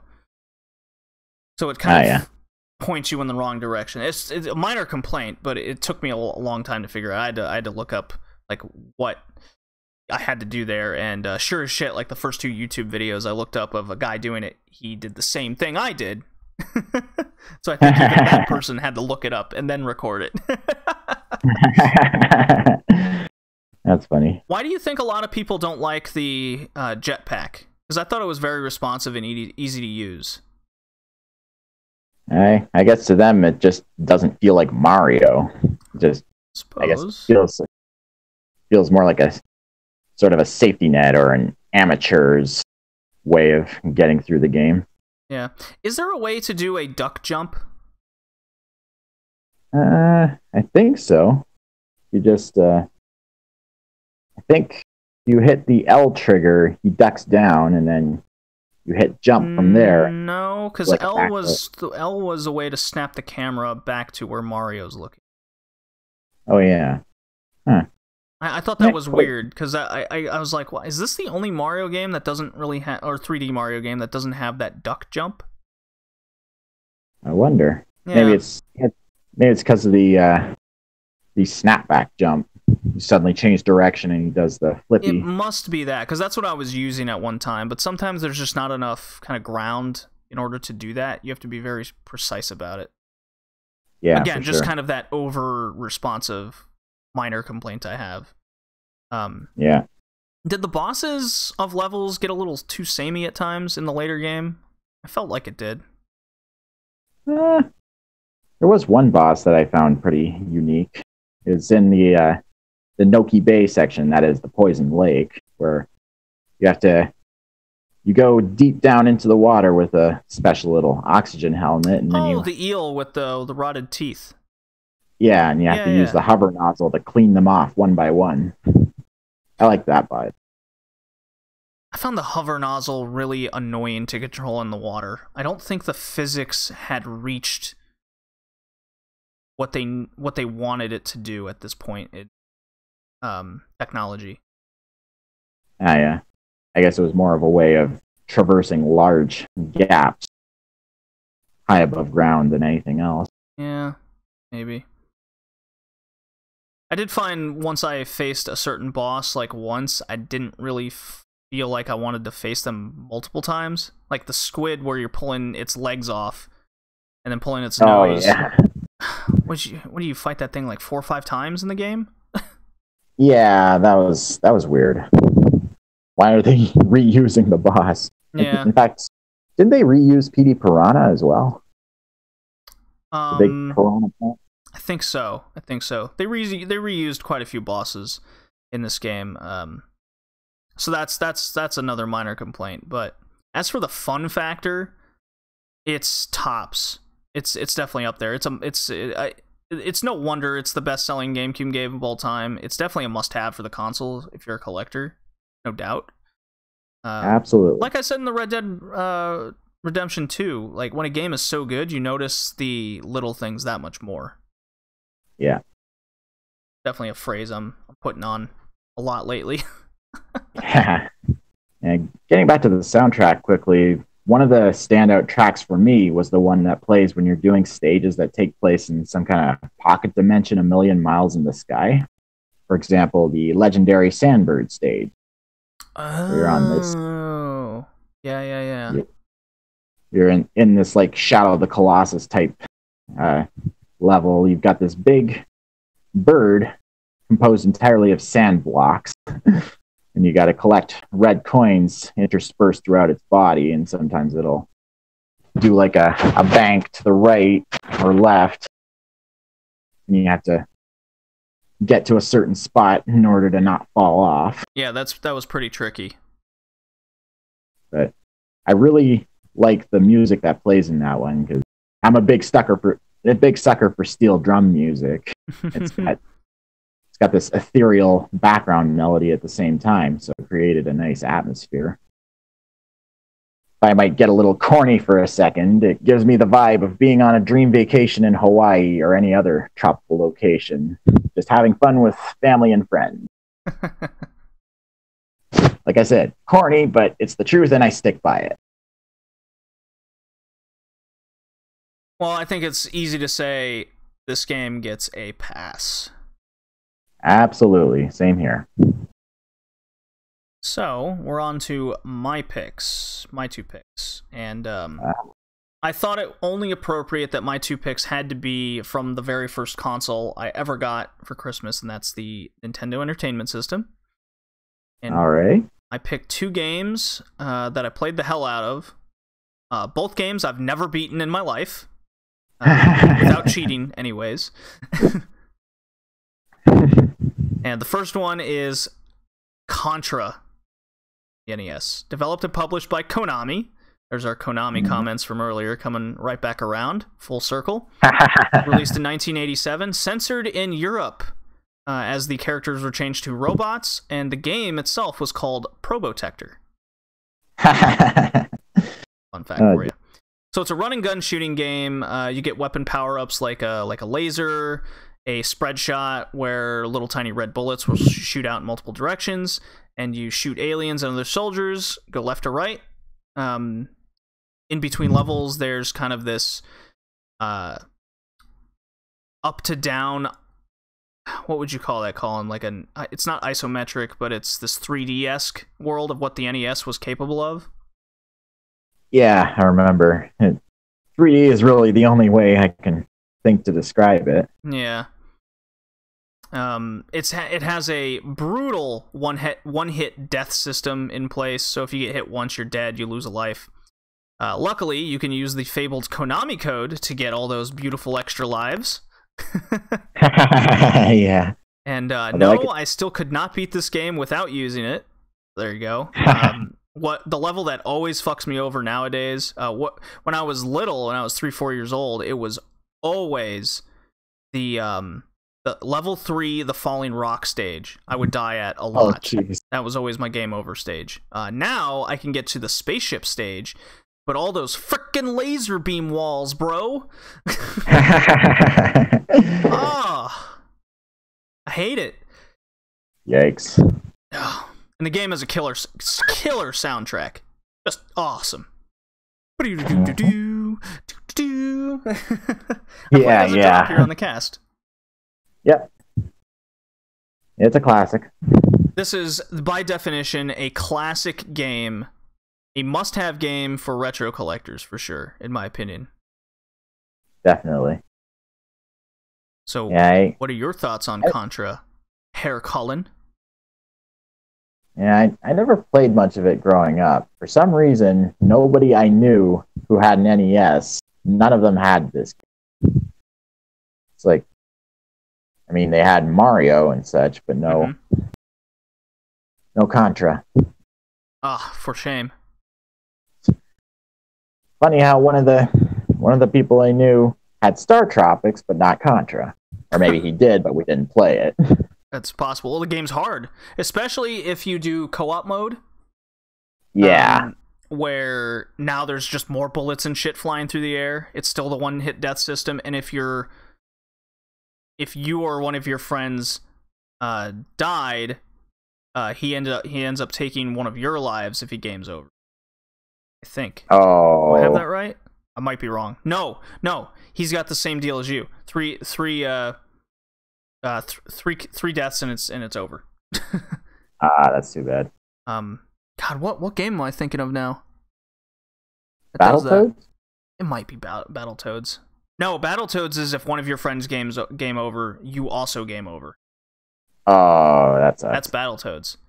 But yeah, this is one of the most difficult co-op games ever. Kevin was bragging to me on Twitter that him and his friend beat this in one sitting with just the 3 lives. They must be damn good at this game. Yeah. Congrats to that. I don't want to know how many hours they put in to do that. I don't know. Get that good. The game's much hard, much difficult. For sure. So I was never a fan of the 3D stages because I had a bad habit of pressing the up button, and there's always there's these like electric walls in front of you. So if you ever press up, the character will run into them right away. And it was hard. Yeah. It was especially hard, and I think it's still hard for me to gauge when these little bars are coming down. And if your character hits the little bar that's coming down at you, you also die that way. So I could never time the jump right to jump over it. Yeah. Yeah, I had trouble just with had to that hope too. that I jumped left or right, but then there's bullets flying at you, and you might run into one as well. Yeah. Yeah, I mean, it helps to be able to duck under the bullets, but it's still really hard. And a lot of the things about the game is tough. And sometimes you actually have to jump to be able to hit some of the far wall targets to be able to. Yeah, so you just gotta hope you don't press up on the D-pad ever. So if you have larger thumbs, I pray for you. Yeah. I watched a long play of the game. Mm-hmm. Guy managed to beat it in under 20 minutes. Yeah, it's disgusting, isn't it? Yeah. Yeah, the alien lair that is the final level, definitely suitably nightmarish. Mm-hmm. It looks like something straight out of an Alien movie by Ridley Scott. I honestly don't know what else to say. It's Contra. It is certainly Contra, and I believe we brought this game up on our very first episode. We didn't cover it, though. Oh yeah. Because it does have that alien type vibe to it. I mean, it's a game about aliens. So the game gets a pass. Yeah. It's hard as shit. It's a must-have NES game. So it does come with a lot of frustration. Same here. So the last game we're going to cover on this podcast today is another game I got for Christmas with my first NES. I don't know if you've noticed, but the theme is there's at least one game of a TV show or cartoon show that we liked as a child, and we wanted the game for it. Colin, you were Star Wars. Kevin was Power Rangers. Teenage Mutant Ninja Turtles. And not the Manhattan Project or any of the sequels or even any of the Super Nintendo beat-em-ups. No, this is the very first one, the NES one, the infamous one, developed and published by Konami. Yes, I had a lot of Konami games as a kid. Released in 1989, so 2 years later. Also censored in the Europe, and because they couldn't use Ninja Turtles because ninjas promote violence. So a lot of German gaming laws apply to all of Europe. So they're Teenage Mutant Hero Turtles. Of course. So, and there's a major plot to this game. So the Ninja Turtles, Leonardo, Raphael, Michelangelo, and Donatello are on a mission to retrieve the Life Transformer gun from Shredder, a device that could restore their sensei Splinter, the rat ninja dude that trains the Ninja Turtles to his human form. The Turtles' first objective is to rescue their reporter friend, April O'Neil, who has a nice rack in this game, by the way. The sprite does anyways. Who is being held captive by Bebop and Rocksteady somewhere in the city. So, of course, damsel in distress. We're just ticking all the boxes here. After rescuing April, the Turtles must swim underwater to disarm a series of bombs set to destroy a dam, a very infamous level, we'll get there. Rescue Splinter from the Mecha Turtle, destroy a giant Mauser, and find the Technodrome, and eventually defeat Shredder, and you will never beat the Technodrome. Just say that right now.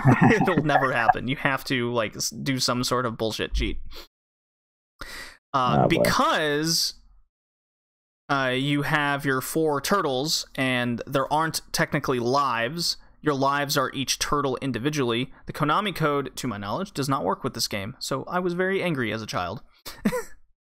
And the game is annoyingly frustrating and harsh as harsh can be. How much of this did you play, Colin? How far did you get? It is a very important question.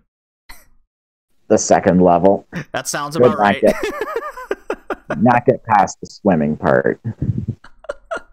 It's complete bullshit. You're supposed to disarm 8 bombs in less than 3 minutes, and you pretty much have to sacrifice one of the turtles in order to do that, because when a turtle dies, you start at the beginning, but whatever bombs you defused are still defused in Thank the next God, right? Yeah. Feels like when you jump off Yoshi over the pit in Super Mario World. Yep, you gotta do a sacrifice.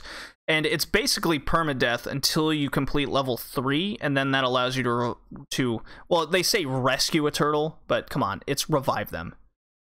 Yeah.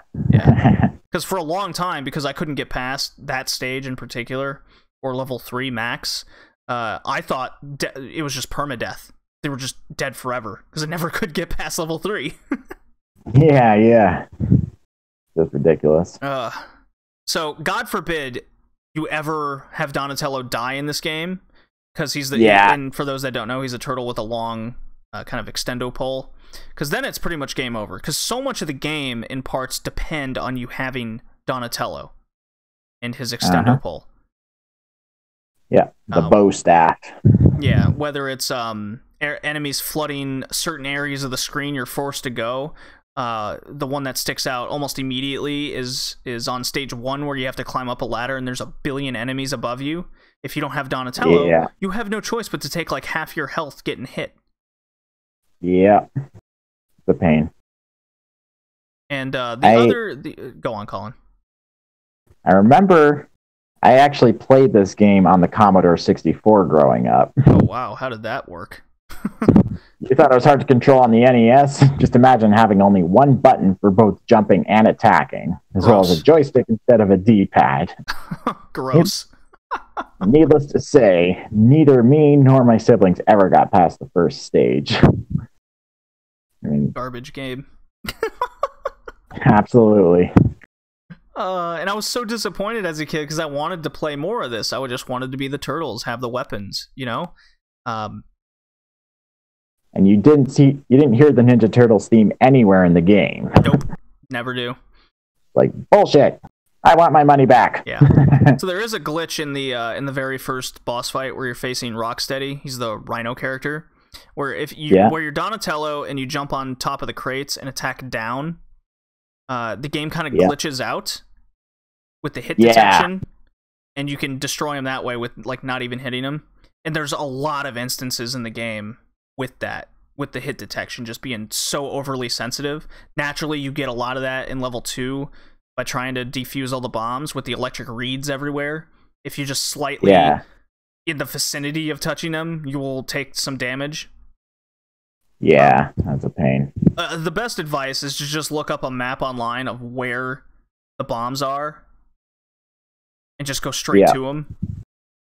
That's the best advice to give. And then as for level 3, it's basically a maze where you drive around in like this turtle van or a tank kind of deal. But of course, your turtle's health is tied to the tank. Why would the tank have its own health? You know, I think we went through similar. Dick Tracy. Yeah, just like Dick Tracy. I was about to say that. So that's a lot of NES just bullshit mechanics there. And I think what I hated the most about this game is the fucking jumping. Oh yeah, it's really floaty. Really floaty. It's like you're in space. You know, Metroid gets away with it because you're in fucking space. Yeah. You're just like, okay. But even then, like, Metroid didn't have you jump the whole fucking screen. And it felt more, you felt more in control. While in this one, yeah, I guess technically the jumping's the same, but it forces it. There's so many areas where it forces you to be super precise about it. Whether you're in the sewers, and there's knockback like in Castlevania nonsense, and you get hit into the water and you immediately die. You know, the list just goes on. Certain areas where you want to get a pizza so you can refill your health a little bit, you can't jump into those areas. Areas where you think you need to jump or can jump, you actually just run over, or there's some certain like pressure sensitive thing, but the controller doesn't have pressure sensitive mechanics into it. It's just really annoying. A lot about this game is just super irritating. And the game was Game of the Year in 1989. What? Yeah, I was like, what the fuck came out in 1989? This is bullshit. Nothing. Or people are crazy. It sold really well too, and obviously since I was one of those that bought it, not in 89, but back in 1991 and 2 when I got it for Christmas. Another annoying thing is that the enemies regenerate whenever you leave a screen and come back. Yep, so it has like all the worst things that we complain about, like the best games having. Castlevania with the knockback, Ninja Gaiden with the enemy respawn anytime you get onto his new stage. The your health tied to permadeath type things. The Metroid floaty jumping. You know, it's just all the worst things are just thrown into this game, and there's like, well, all these best games had these mechanics. Let's put them in Ninja Turtles. Fuck you, Konami. Yeah. If you want to see it for yourself, watch Angry Video Game Nerd's video on it. It's one of the first videos he ever did. Like, it doesn't make sense to me why this game was made this way, and it came out 2 years after Contra, a game with tight controls and jumping and shooting and using weapons and stuff. I don't get it. So weird. I don't get how this could have happened. And no, I've never beaten this game, ever, in my life. I've made it to level 4, I think, tops. Yeah. For this podcast, I tried replaying it, and I got to level 3 and just died constantly. So, yeah, that was me on level 2. I was like, fuck this, I got better things to do, like Mario Sunshine. Oh, yeah, like, once I was done playing all the games and replaying them and trying my hardest in Contra to beat it, couldn't do it on 3 lives. I went to Mario Sunshine, it was the last one I played, and I'm like 6 hours into the game, I would say. Nice. So, I'm definitely gonna go back and beat that. hopefully before Smash comes out. Cool. So the game gets a fail despite my nostalgia for it. Same here. I hate this game, and I yet keep going back to it. The game is cheap. It's about $7, and I think you're overpaying, personally. I really want to get the second or third one for the NES. I really do. Yeah, I hear the sequels are way better. Yeah. Oh, and Contra's $24. It's kind of up there in price these days. I still have my original box, by the way. Nice. Yeah. Go me. So, just to reiterate, our 6 games we covered for this podcast: Xmas Presents as a Child is Mighty Morphin Power Rangers, the Fighting Edition, Crazy Taxi, Star Wars Episode 1 Racer, Super Mario Sunshine, Contra, and Teenage Mutant Ninja Turtles on the NES. Colin, favorite and least favorite? Well, this will probably come as a surprise to absolutely no one. Favorite is Mario Sunshine. You don't say. The most fun, the best looking, just the one I want to go back and play the most, even though I've already played it several times. Sure. And worst, also a surprise to absolutely no one, Ninja Turtles. You know, Colin, you drive a hard argument, but I think I'm 100% in agreement with you. Yay!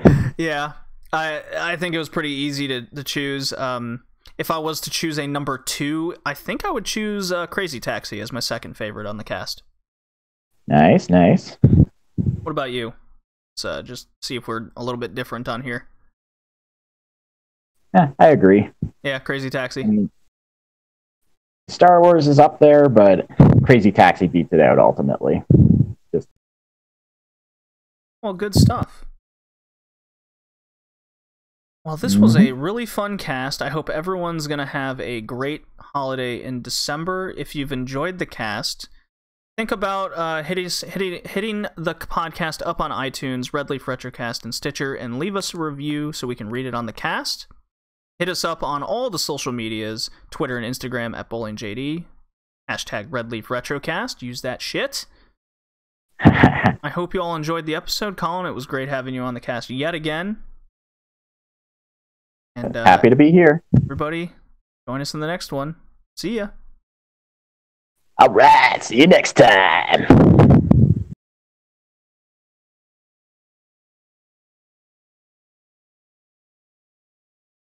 Fun. Yeah, I like that. It's a 2-hour episode. Love it. Hell yeah. Too bad Kevin couldn't be here, but them's the breaks sometimes, it seems.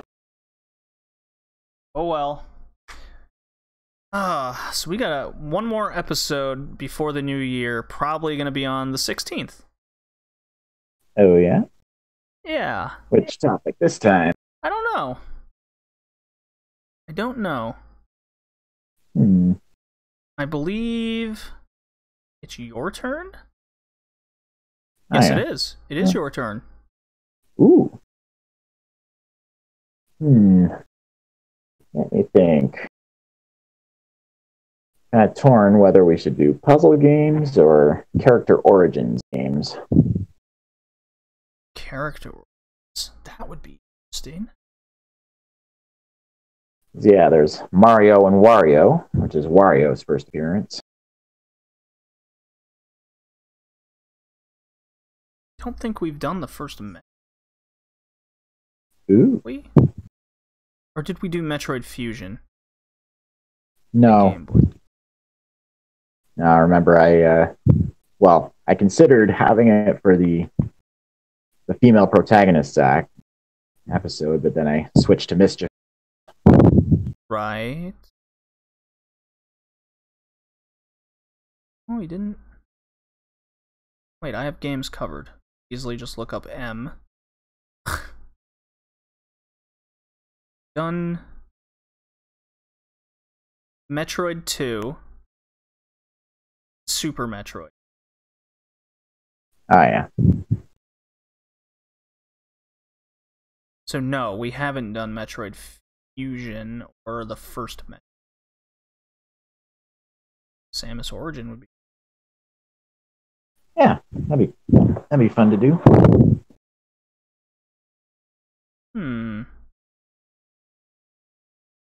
Puzzle games would be. When did we do Adventure of Lolo? Not sure. I don't think I was on that cast.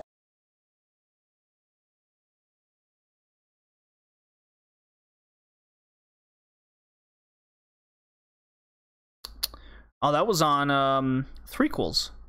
Second sequels. Oh, yeah. Character origins. Yeah, we could get real creative with that one. That could be literally anybody. That also implies that the game has to have a sequel or two, you know? Yeah. Yeah, I think I'll go with that topic then. Character origins. I think I remember suggesting it, throwing out a few suggestions. First popped the idea. Cool. I'm gonna think on that. Sure. In the meantime, seems everyone has left the chat as my cat jumps on the mic stand at a good time when the cast is over. And I think I'm gonna turn the stream off now. Go for it.